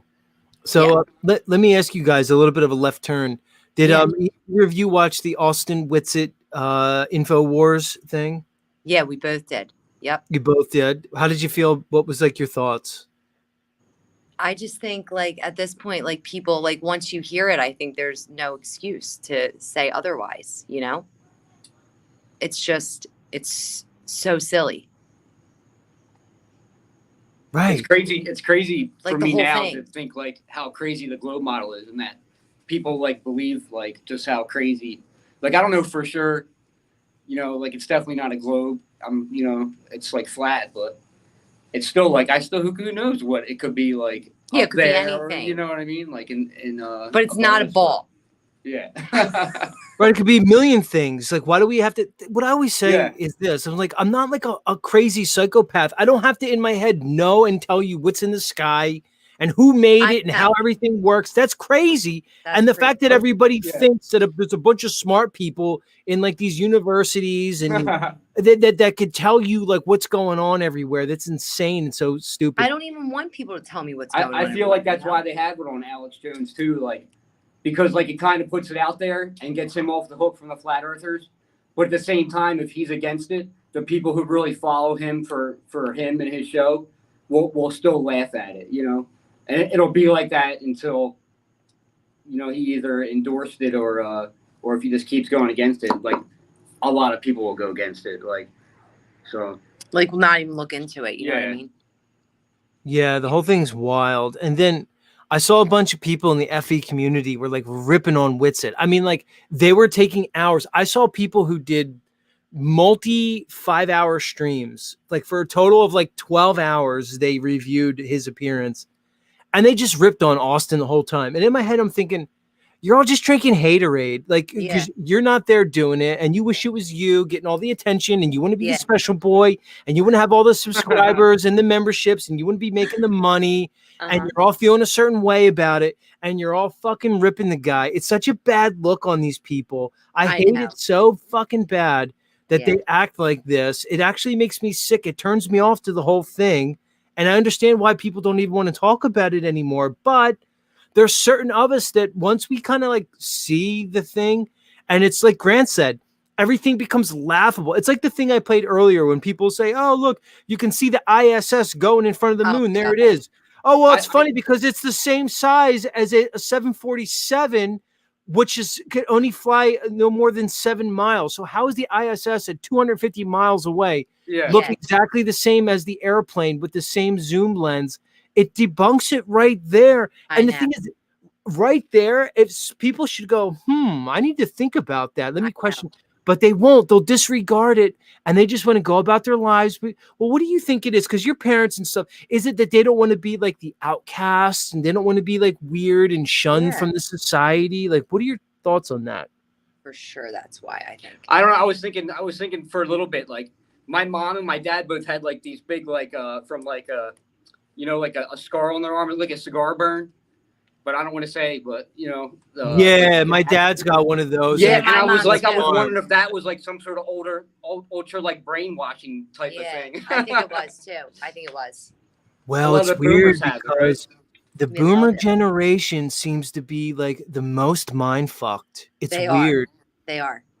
Because here's the thing, the level of programming that they were indoctrinated with, I understand why they're mind fucked, because the movies were awesome, television was awesome, the music was awesome, like the mind control was so good back then. I almost don't blame them for not wanting to let it go. I wouldn't want to let go of like Jimi Hendrix and the Beatles and the awesome 60s and Frank Sinatra and like all these beautiful movie stars, and he's great. I wouldn't want to let that go either, but that's what they're holding on to. It's like they don't want to let go of that illusion that was built up, and they're clinging to it. So but here's the thing I've been thinking about lately.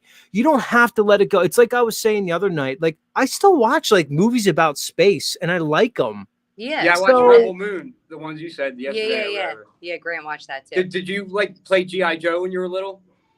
Oh yeah, 100%. Yeah, I was watching like G.I. Joe cartoons from back then. It's like they're all about like weather warfare and like the weapons that like Cobra has. It's like shit that we say is going on today. Like it's insane. I'm like, what? Right, like, right. So they were prepping us with all that stuff. Yeah, it was insane. Like, because I didn't really listen to it back then. Like, and now I'm like, wow. I'm like, but it's like they had like a real tight leash on the boomers, and then they like loosened it up for their kids. Was that to like cause division? Maybe, you know what I mean? Like between the families. Well, it's funny because I had who was on the other night? I had Jason Lindgren on from Crow. They have it down to a science. Yeah. and that's what he said. Jason basically, his theory was that they almost like do pendulum swing. So they brought everybody up like in the 50s to be like ultra tight laced, ultra straight. You weren't really supposed to show emotions, and everybody was clean cut. And it was to leave it to Beaver. And then they flipped it on everybody. And then within a few years, it was like dirty hippies, long hair, acid, LSD, crazy music.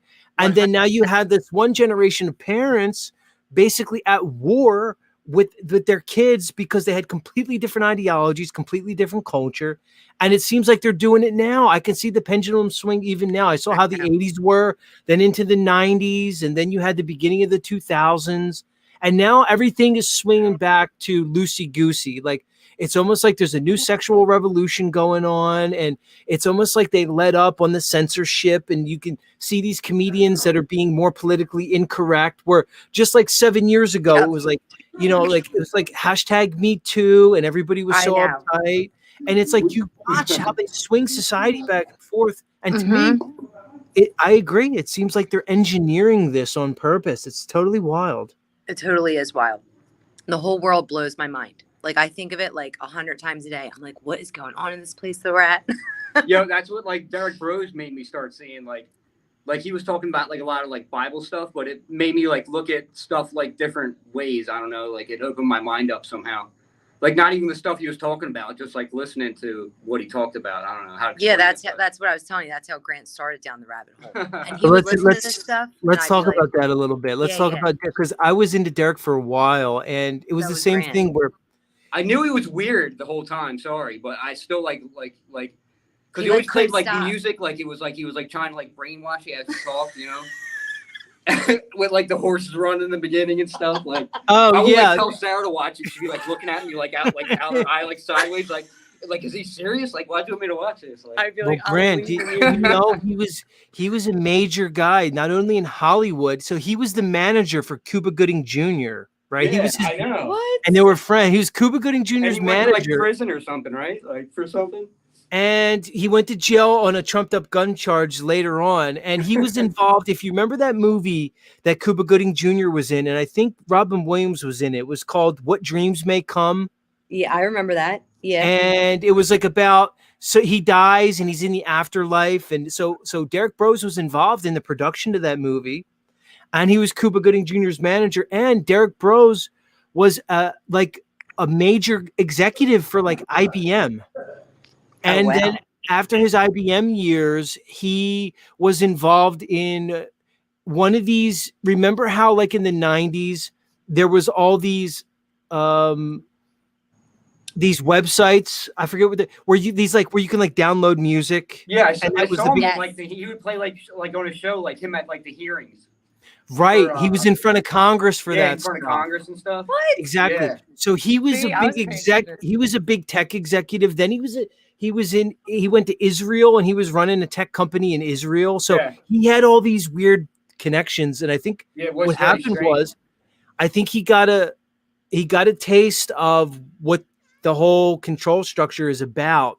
And then he came out and he was like blowing the lid on him, and they started really messing with him hard.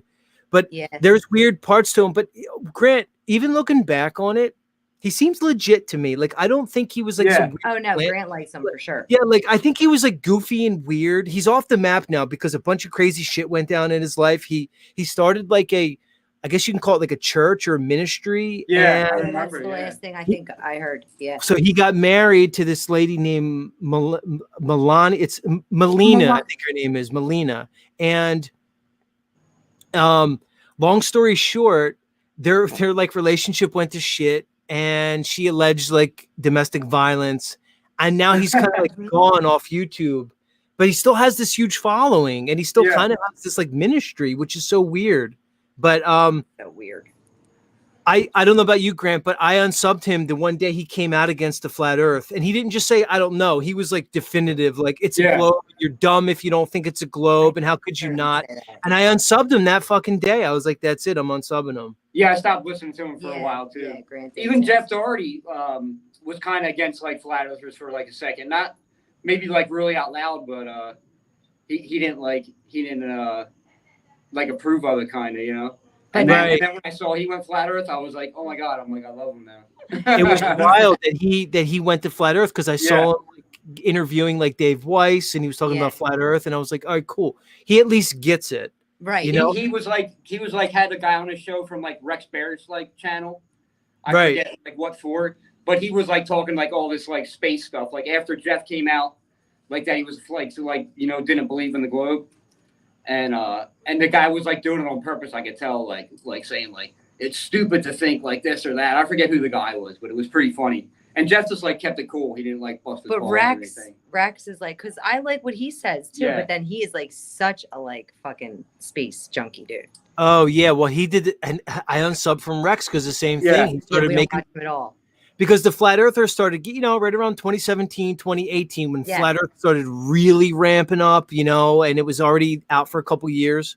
And Rex started again going against making fun of the flat earthers. And I Yeah. said, damn, I like this guy, but it's like you move on Everything from he sells depends on like space. You know what I mean? Yeah. Like, all Right. his ideas. Exactly. And then so that once they're bought in and they're invested in the whole space story, Right. then it's like, then I'm like, oh, you're disingenuous I because was gonna now say you're Yeah. just you have an dishonest. agenda. Right. Right. Yeah. Because you have an agenda now. Right. Yeah, you're doing it for money now, you know?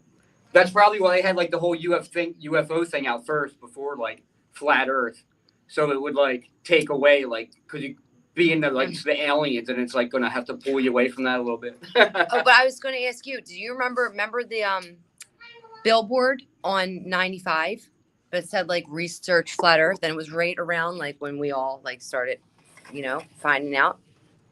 Was it like what, like in the Philadelphia area? I think it was in Philly, maybe right near Jersey. Because it was right. No, I never saw that. Well, it was right. I don't know. Maybe it was like, maybe you found out after because like, if it was there, but it was crazy because my husband told me. And then, I was like, whatever. It took me a couple days.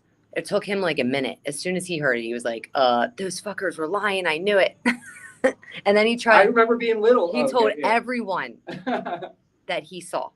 And I'm not kidding. Like, I wanted to kill him. Like, I couldn't go anywhere with him because it was really bad. He would tell, like, my mom. I would tell, like, my family. And they just, like, pointed in our faces and laughed. But then my family started calling me a couple days later. And they're like, there's a billboard on 95 that says to research flat earth. So I was like, yes. Like, I was so excited. I'm like, now you know. They're like, no. Like, you're an idiot. Are you like, I remember like, we couldn't believe it. In like junior high, like maybe like, or even like 6th or 7th grade, like laying in the field, like looking at the sky and like they had like the star, the closest star is like 4 years, like the light you're seeing. And I'm thinking like, there's no way, like that makes like no sense to me at all, dude. Yeah. So when I heard like flat earth and like local stars, I'm like, duh, like how come I never thought of that, But when he told me he was like, do you feel like you're spinning 1,000 miles an hour? And I was like, they don't say we're spinning. He's like, yes, they do. And I was like, okay. And then I went and like, I was pissed.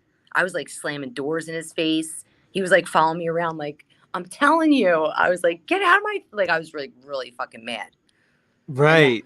He like backed off. And then I went on my phone and I started watching videos and I was like, oh my God, he's right. I had a neighbor who was a Marine at the time. Yeah. And oh my God. Yeah, I would like try to tell him. You'd be like, you'd be like yelling at him. That's why they stopped talking. He hit our car in the driveway. That's because of like a rage. He raged out. Yeah, yeah. I mean, it was like other things. Like, but I flew from here to there. And, yeah, but that was like a big one. Like you're not even like, he just like flip out. He drove into our car with his car. Like Grant was like, you're ruining your own car, you idiot. Like, and he was like, fuck you. Like, it was crazy. We never talked to him again. Well, it's weird. It's weird how people, because I've thought about this for years now. It's people are like, they identify with, they don't even realize how much that their identity is based on this whole pop culture, right? Yeah. Like, we don't all realize how much of our identity is based off like movies that we saw, like Star Wars and this movie and that movie. Like, we don't get. It makes me sick. Man. I know. We're all like programmed by it, everything. And then to come in and then somebody just basically pull the rug out from underneath all that. And it messes people up in so many ways. And, a lot of things drive people apart. Religion drives people apart. And, the pandemic drove a lot of people apart. So it's not just the FE topic, but it's just that topic in particular tends to really get people crazy. And I didn't talk to any of my friends after that either, because he told all my friends' husbands. I mean, they weren't, you know what I mean? But then like my friends stopped talking to me too.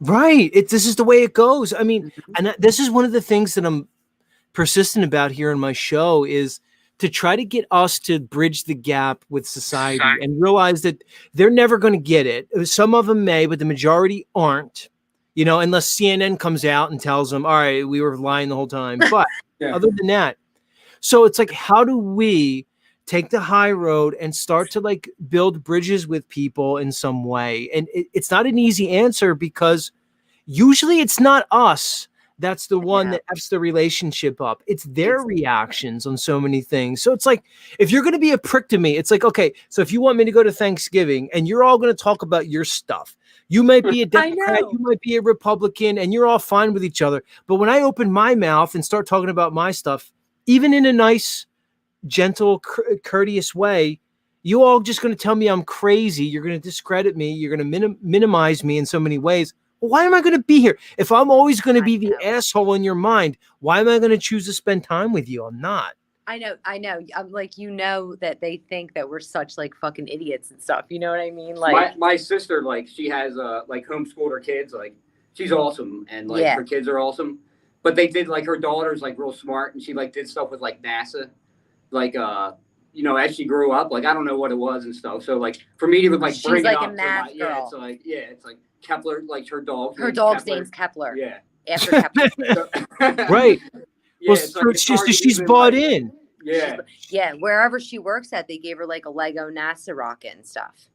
And I feel like she's smart, she would get it, but it's like Yeah. I can't even like bring it up. We think like if we told her, she would like literally like probably go into a corner and cry because she's that in, her whole life Right, and that's depends the on thing. It's like if you're a doctor and somebody's trying to tell you, like, look, maybe all that stuff about inoculations and vaccines, maybe you want to like look at that, and maybe that's not the best thing. But they're a doctor, so they're bought in, they're invested.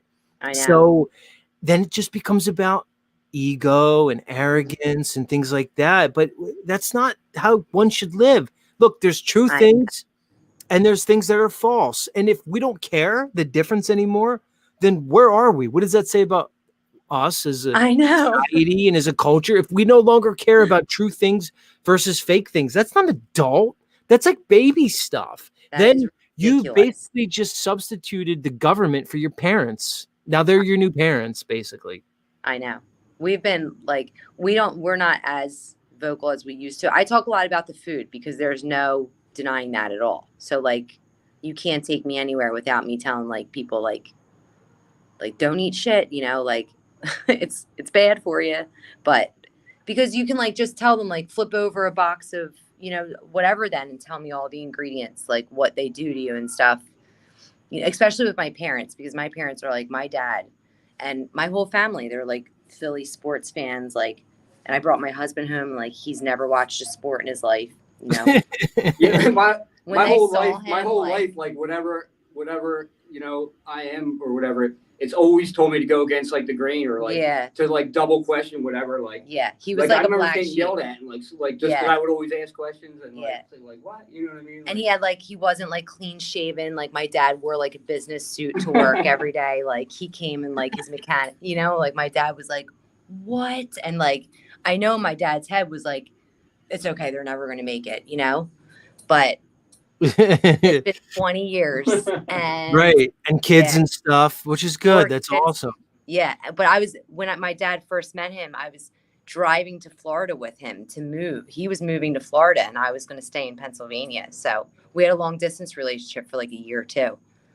My dad like hated him. We had to tell him like we're telling the kids like Santa Claus isn't real. Like my God, make them up and like we're going to tell them like not to tell people like not to say it in front of kids. And stuff, but, yeah.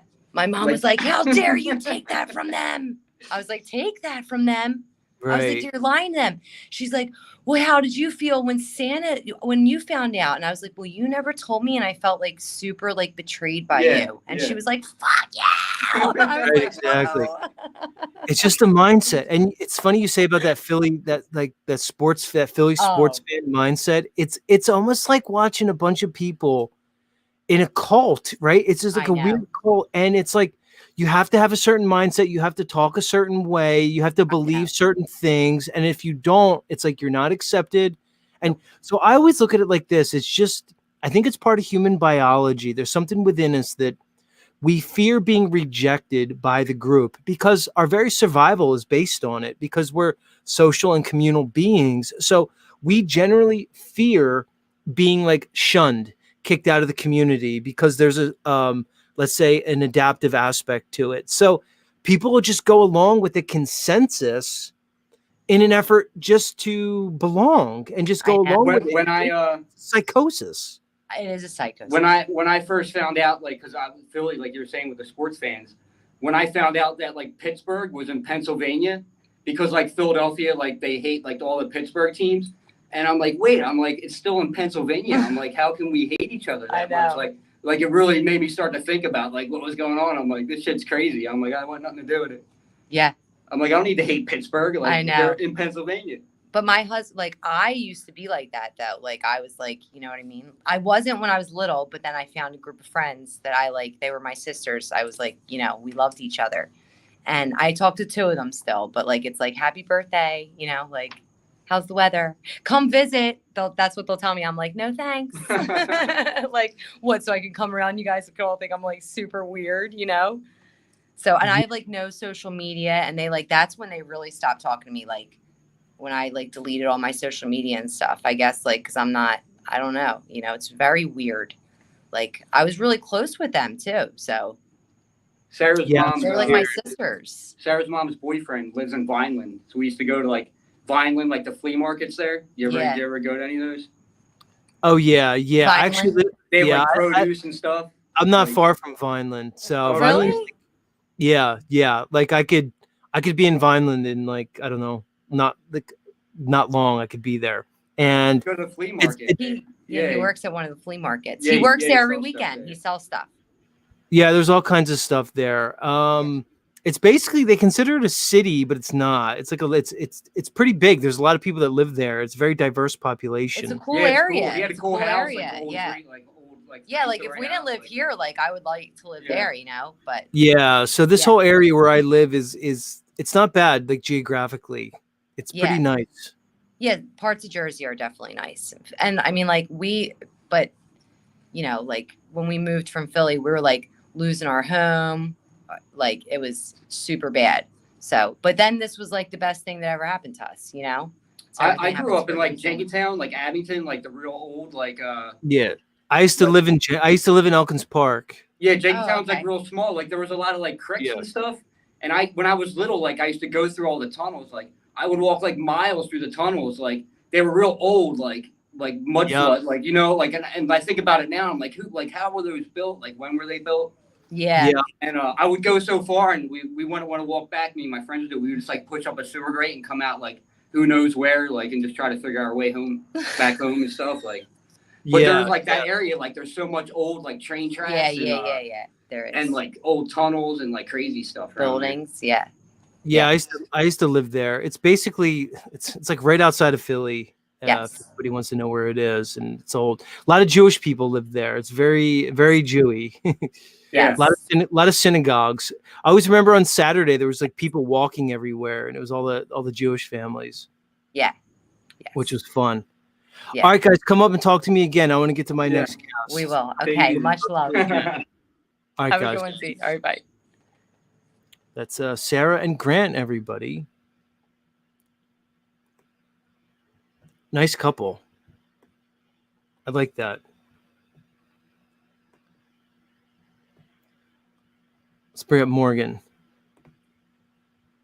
Morgan, welcome back. Much love.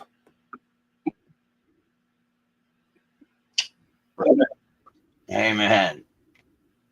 There you are. How's it going, man?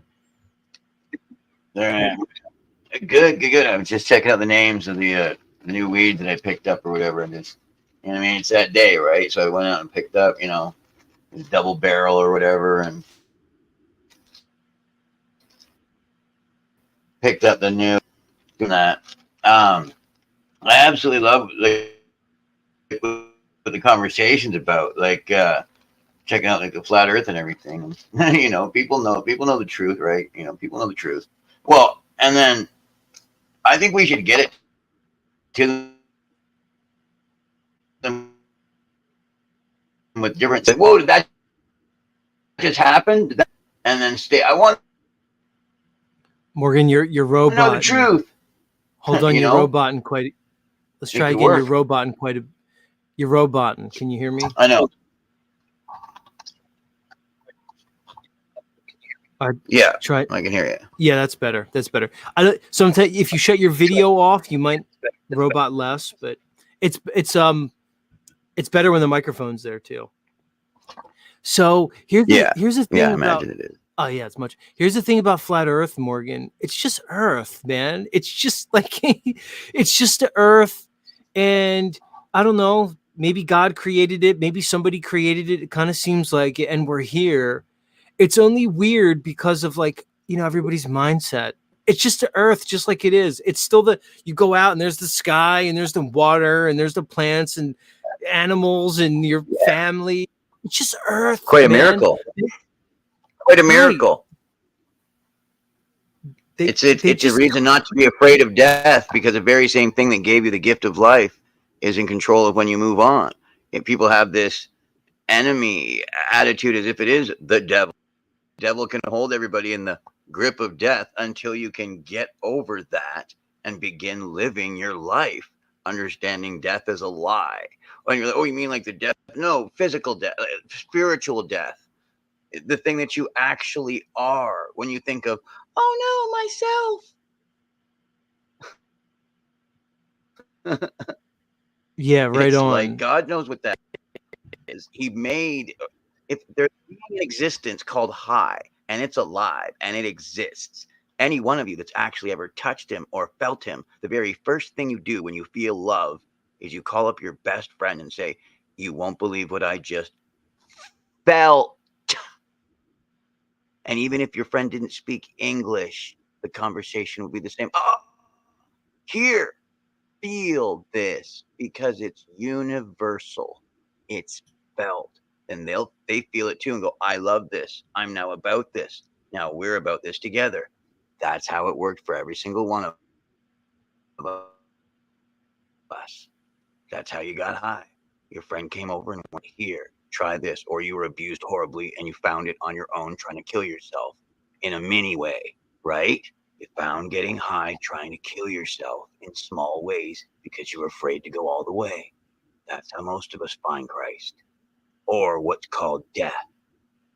To remember, to be dead is to be with Christ. That's what the truth is. To be out of your body is to be in the spirit. He is the eternal life-giving spirit. That's what he became when he died on the cross. That's what it meant when God elevated him. Or it's not, God's just the truth, by the way, of existence. It elevated him to above death because it handed him the keys, because he went through it without a body and still had a mind and a spirit, and it's eternal, and its parameters aren't changing. It doesn't change, because parameters are love. And that's the thing. You have to believe that power is also love, eternal, with the strength to hold it. Morgan, let me ask you something. Do you think they're keeping people separated, like on purpose, where it's like okay, like just go to like a city or even a town. It's just like a person in a house, a person in an apartment, or two people in a house. Like you don't see like, you know, Kingdom. you don't see like 7 people, like, you know, in a family, and then To like build then a a kingdom, a group, family. We're to hear the answer. you know. Hear this. Exactly. You can't work. You can't work. You need a farm. Every family needs the family farm. If you have uncle, aunts, and that, you at least, okay, well, they all each have their own little farm, and then there should be a family farm where you've got your livestock, your other stuff. The Jews knew it. Everybody knew it. It's Yeah. like, And they would eat together and stuff. Like I used to be well acquainted with the Amish community. yeah, You know, in my old my old profession and things. And they're man, when they happier. would eat, they would eat at these big tables, like on Sundays and stuff. And they'd have these huge tables, and like 40 or 50 people would be there, and they would all And you knew participate in this love. and that. It was a whole thing. Yeah, I mean, other than understand the abuses and things that go on, but here's the thing: they have the opportunity to leave. They're told, "Go, take off." And people are like, "Oh no, aren't they all forced there?" Not a single one, not a single Amish person, not a single man is forced to be there. They're told when they're 18, "Go, go see what the English do," given money to go and live amongst them. And you know what? 98% come back. Not They come back. 2%. 98% Morgan, come back. do you remember the movie from the 80s with Harrison Ford? It was called Witness. Have you ever seen that Yes, I movie? do. Oh, come on, those boobies. Yeah, the chick. She was the same chick from Top Gun. That's right. You went right to the boobies. She was Kelly very. McGillis. Is She that was. right? Is that She right? was Kelly quite. McGillis. My brain's saying Kelly McGillis. Yeah, that's it. I'm pretty sure that's Exactly. it. She In the was. mature way. In the mature way that made you like she was Morgan, the. She was intelligent and sexy. so that you could love her Right. brain too. And what guys say, it's a kink. It's like, oh yeah. Like, because she's got that authority. Like, take off your pants. Bugsy Brown. I was your teacher. That's a very famous commercial. Bugle Boy jeans that you're wearing. She was in that movie Witness. Even as a kid, I found her so attractive because she was like, they basically painted her as like the ultimate woman because she was like, she was chaste and she was and like Madonna. moral and she right and she was so beautiful, man. And that's such a great movie, dude. They portrayed the Amish community so Mary and well. Madonna. And they juxtaposed the Amish community with like the English, the regular American culture. And I just thought that was such a great movie, man. In the airport. Like even the interaction between Harrison Ford and the child when you're in the jungle, when they actually make the city appear. This is a huge motif in 80s movie in late 80s, making New York and or Chicago and or Cleveland look like the jungle. And the airport was a very integral part of this, always. So when they show the child walking into that airport, looking up the escalators, down the escalators, it's like he's looking at 2001, A Space Odyssey. But you remember the child when he's entering the airport in the English world, and then he goes to that bathroom, and then that you know what I'm saying, and then the thing happens in the bathroom, and then when the child meets Harrison, and Harrison is a man of the world, hewn by the scarring rocks of the world, and that he's felt pain. You can punch him in the face, and he'll just look at you. What the fuck was that for? Let's get a copy. Like, you don't even care they punch you in the face. What do you mean it wasn't that fucking hard, bud? Let's get a copy. God, get over yourself. Yes, smoking cigs and stuff. Yeah, like who's my partner? I can't even punch this guy out. That's right. Remember that, idiot. Go here. Hold on to my thing. I gotta go do some real policing. But it's attitude, that late 80s, it's a jungle, and the kid's there, and he's just like, okay, I don't know how to handle this kid because we're all demons here, but this kid's not even a demon. Like, okay, how do I handle this kid? But then he finds out, it's like, oh, this isn't just bullshit. This kid actually, believes in something and has real courage, and that he got from having a belief in something. It just gives you grip. Believing in something gives you grip. So when other people are looking for something to hold on to, they can't find it or a reason to fight. And you've got it because I don't believe it's impossible. I don't believe God will let me fail. I'm going to save my mother, and you get the strength because you had the faith. And like they say, the gods, and obviously God himself requires faith to save you. And like they say, the gods favor the brave. And it's like, well, God favors the faithful.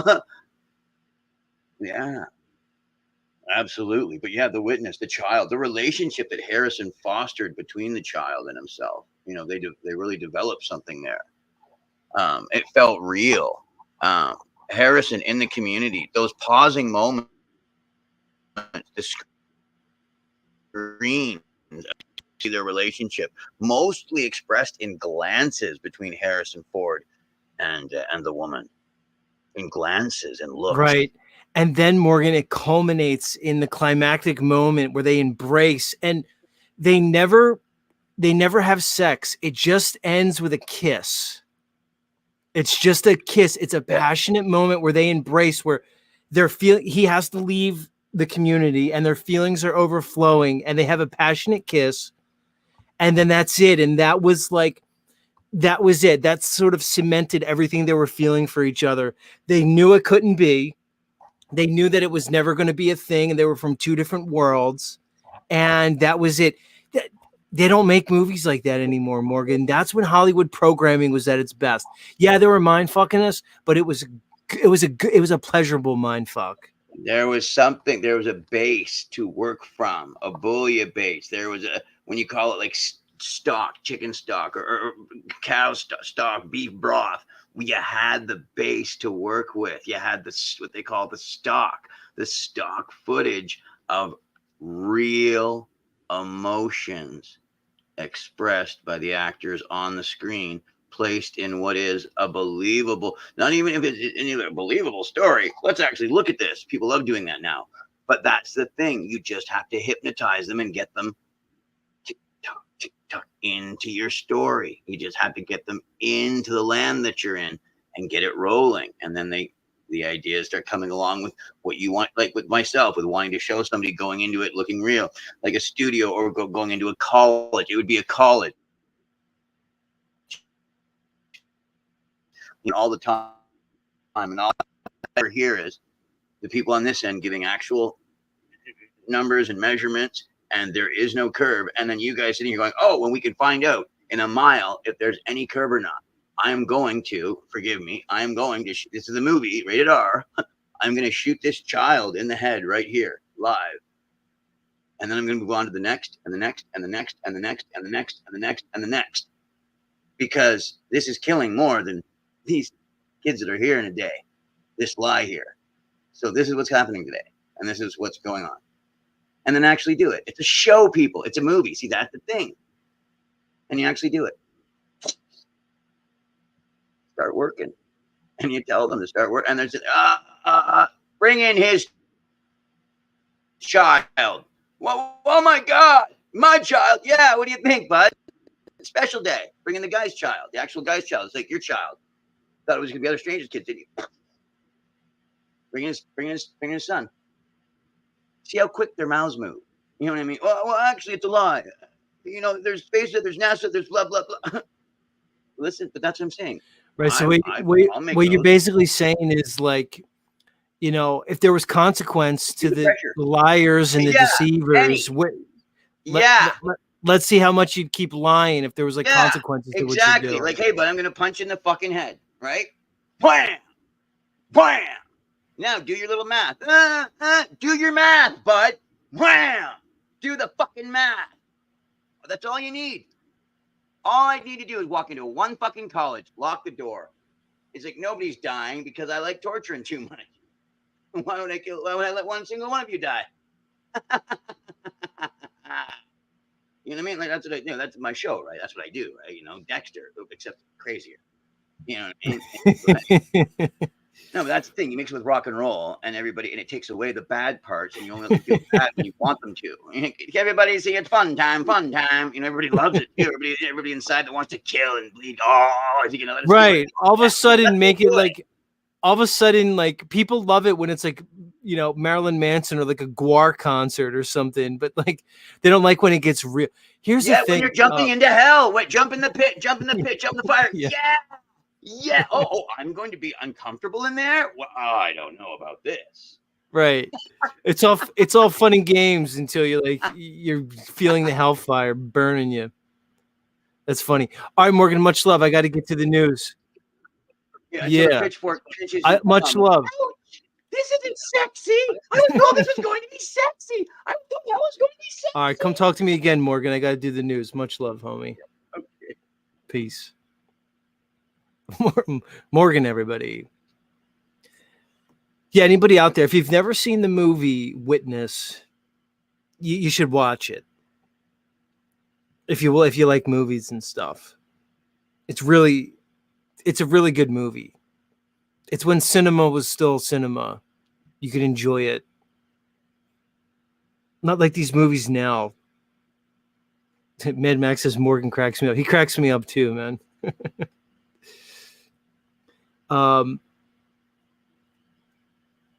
Yeah, watch Witness.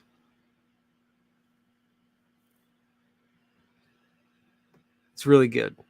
It's like sweet and endearing. It's not like these new movies that are dystopic and horrible.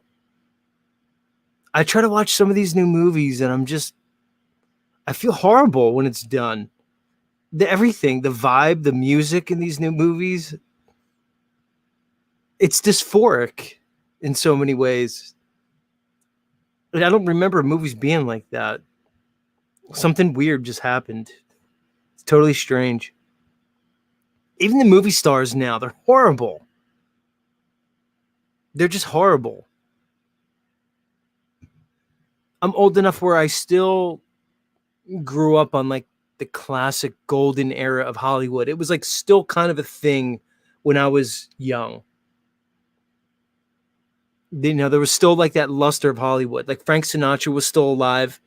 Like I could turn on the TV and like Frank Sinatra would be being interviewed by like, I don't know, Larry King or something. And I got to sit there and watch Frank, you know, I didn't know, I was just a kid. Or like all these old starlets. Now it's just crazy. I look at these movie stars, they're just weird. They're so PC and generic, and goofy. Totally weird. Yeah, that's still my thing, movies. Like I still every once in a while like to decompress and watch like an old movie. It depends what kind of mood I'm in.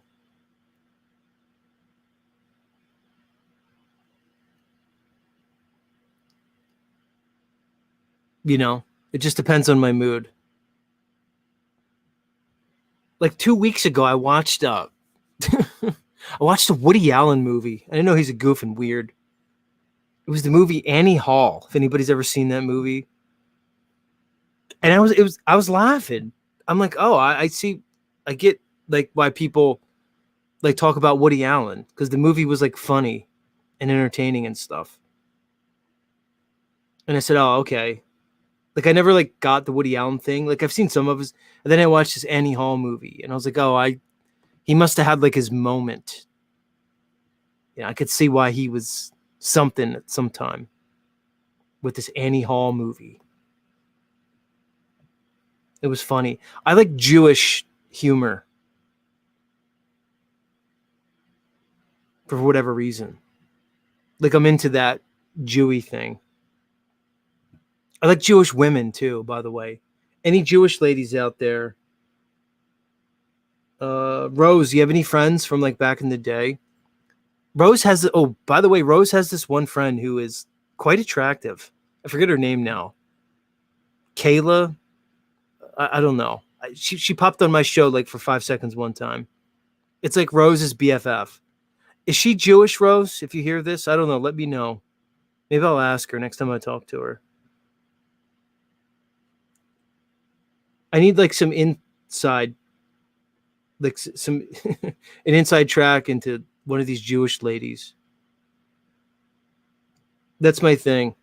Yes, and I categorize you women in these broad strokes. I'll admit it. So what? Big deal. I'll own up to it. I categorize you in so many ways. Ethnicity is like one of those categories. Asian. But there's a lot of flavors of the Asian ladies. Like when I was young, I just thought Asian was like one size fits all until I actually did the research. I went online and I researched it. You know, Korean versus Japanese versus Chinese versus Filipino versus Thai. And then I ranked them. I spent like a whole afternoon and I ranked the Asian flavors. And for anybody who's interested, South Korean was my favorite. I'm just saying. So I'm just saying. I'm just saying, everybody. So yeah, Jewish ladies. I could definitely get down with that. I feel like I could handle a Jewish lady. Like that's not completely out of my wheelhouse. Like compared to like, I don't know, like a Puerto Rican chick who I find Puerto Rican women, I find all women attractive. Every guy does. That's just a guy thing. Yeah, we may have like our little preferences, but we're kind of into it all. It's just the way it goes. I don't know. Maybe somebody would disagree, but there's certain like flavors that I know are just kind of out of my league. Puerto Rican's definitely one of those. I don't know if I can handle a Puerto Rican chick. Like I'm totally intrigued by him, but like the math just doesn't work on that for me. And black chicks, they're like, to me, they're the most like untouchable. Like they're the most like, I don't know. exotic to me, the most like it'll never happen. Like I gave up on trying to get that going with like a black chick. I just gave up on that. In my mind, that's not even in the realm of possibility. It's I've written that off, which is a shame. Because now's my time. Now's my opportunity. I still have a little bit of, gas in the tank. I still have some lead in the pencil, so to speak. Everything still functions. I should be grateful for that. I shouldn't waste it. You never know. It could all be gone tomorrow. And here I am just like wasting all that. I need to get that together. I don't know. What do I know? All right, y'all. It's time for news.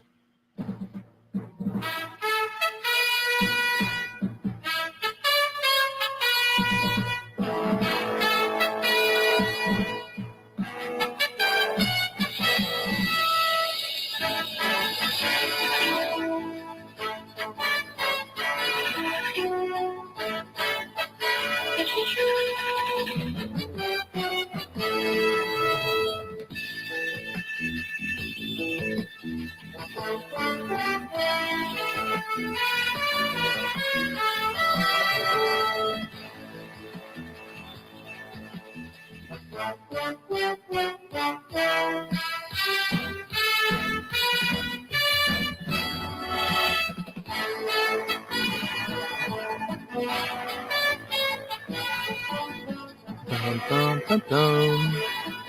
Bum, bum, bum, bum, bum, bum, bum. In tonight's top story from ABC News, House passes GOP anti-Semitism bill amid college unrest. The House has passed the Anti-Semitism Awareness Act on Wednesday amid college unrest. The bill, which was introduced by a bipartisan group of lawmakers, passed 320-91. The measure was led by Representative Mike Lawler from New York, a Republican, and had 15 Democratic co-sponsors. Many Republicans and Democrats who voted against the bill said it infringes on free speech. How dare they? Sticking up for free speech and stuff? That's not more important than the anti-Semitism that's going on everywhere. Come on, everybody. Where's all the other like anti-bills? Where's all like the anti, I don't know, like Italian bigotry bills where people can't call me like a wop or guinea anymore? Or how about all the people that make fun of like Mexicans and call them like beaners and wetbacks? Is there any bills there? They have an anti-Semitism bill? Why do we need like other bills? Isn't there something called like the Constitution and that like outlines like our rights and the things that we could say and we can't say? Like, what's the issue with this? I thought we had this figured out. Why do we need a bill? Let me continue. The definition of anti-Semitism has been fraught, especially amid the ongoing protest at colleges and universities across the country in connection with the war in Gaza. Student protesters critical to the Israeli government's military actions in Gaza have continued to face accusations of anti-Semitism as politicians from across the ideological spectrum react to the widening demonstrations on college campuses. Right? They make it seem like it's a big deal that like, oh, Democrats and Republicans are coming together to form this anti-Semitism bill. Again, just showing you that there really is no difference between these political parties. They're basically just two wings of the same bird presented to us as some sort of weird dialectic. Totally goofy. So, okay. They came together to come up with this bill. Like, what is that supposed to mean? We're looking at a government that basically sold... It's not even the government, really. It's the nation.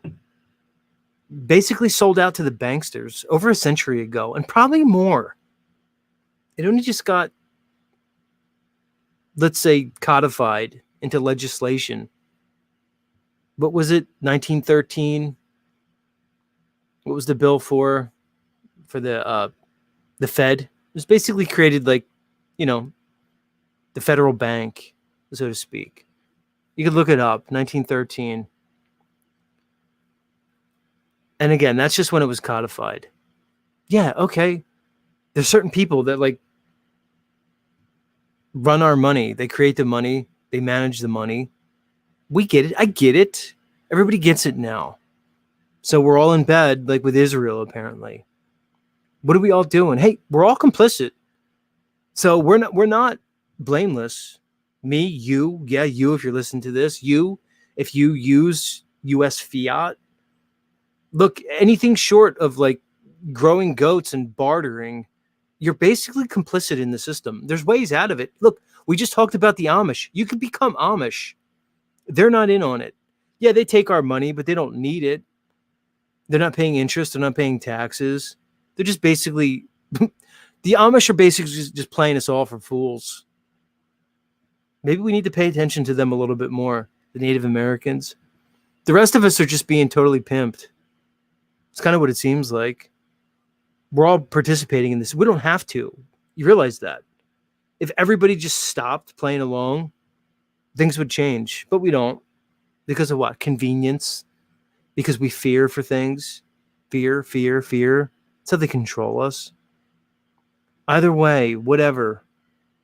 You can just put a name on it called anti-Semitism. I just thought people were allowed to say things. Apparently you're not now. I don't know.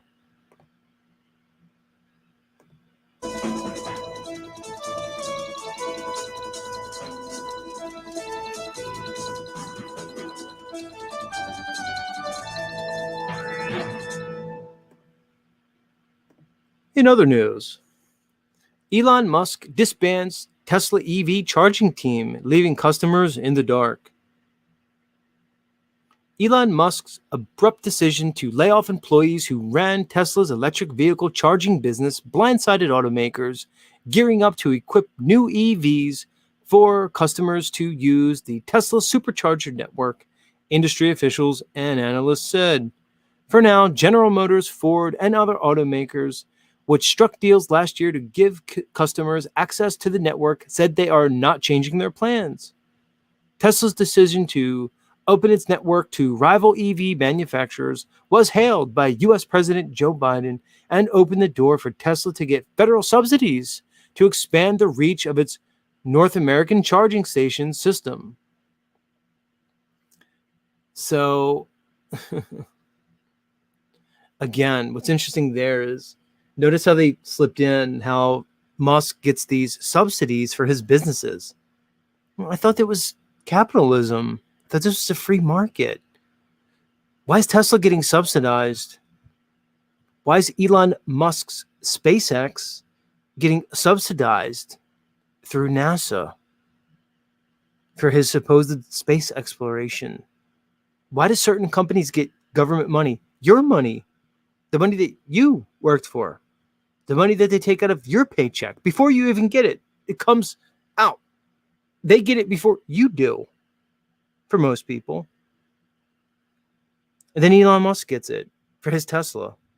Why? And then he pulls out of whatever this is. Weird. Why should Elon Musk be allowed to pull out? Why should Elon Musk be allowed to do a lot of things when he's basically running his businesses on our money? Aren't we his boss? No, apparently not. We just give it to him. He's still the boss. A lot of control for one guy. He's also the guy that has those Starlink satellites up there that apparently are used by the U.S. military. Oh, that's weird. That's strange.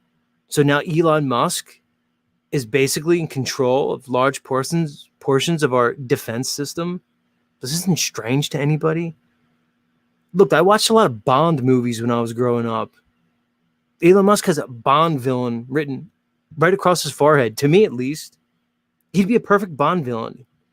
He might be. Seemingly he is. So now he's in control of the entire way that we travel. He's now in control of our defense for our nation. He's also in control of one of the largest platforms for speech, Twitter or X or whatever it's called. It's a lot of power for one guy. And hey, kudos to him if it was like all his doing, if he was the super genius that they portray and he was able to acquire this great wealth and power. But in reality, he's probably just a complete moron who's been placed up as like a puppet, and everybody just looks up to him. People think that he's real. Intelligent people, they're still on the Musk thing. They use him as an example in speech of like success. I hear it all the time just in passing. Like all these like these Gen Z and Gen X morons that have their podcasts all over the internet. It's constantly, they hold Musk up as like the modern day example of like financial success, ingenuity, innovation. They all believe it. Again, it just goes back to the subtext that most people just accept as true. It's just completely indoctrinated mindset.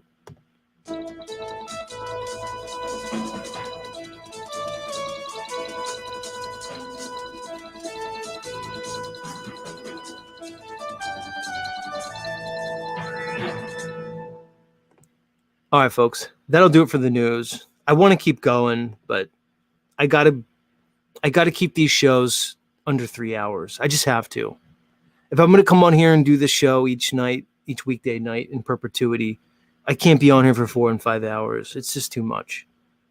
So as much as I'd love to keep reading the news, I'm gonna cut it short. Right. Thank you, our poll. Appreciate that. All right, guys and dolls. Like I said, that'll do it for the news, and that'll do it for another Z show. Thanks for coming out, everybody. Thanks for participating. All my guests, much love. And as I like to say, if the fates are willing, I will be back here tomorrow, same Z time, same Z channel. Much love, all. Peace.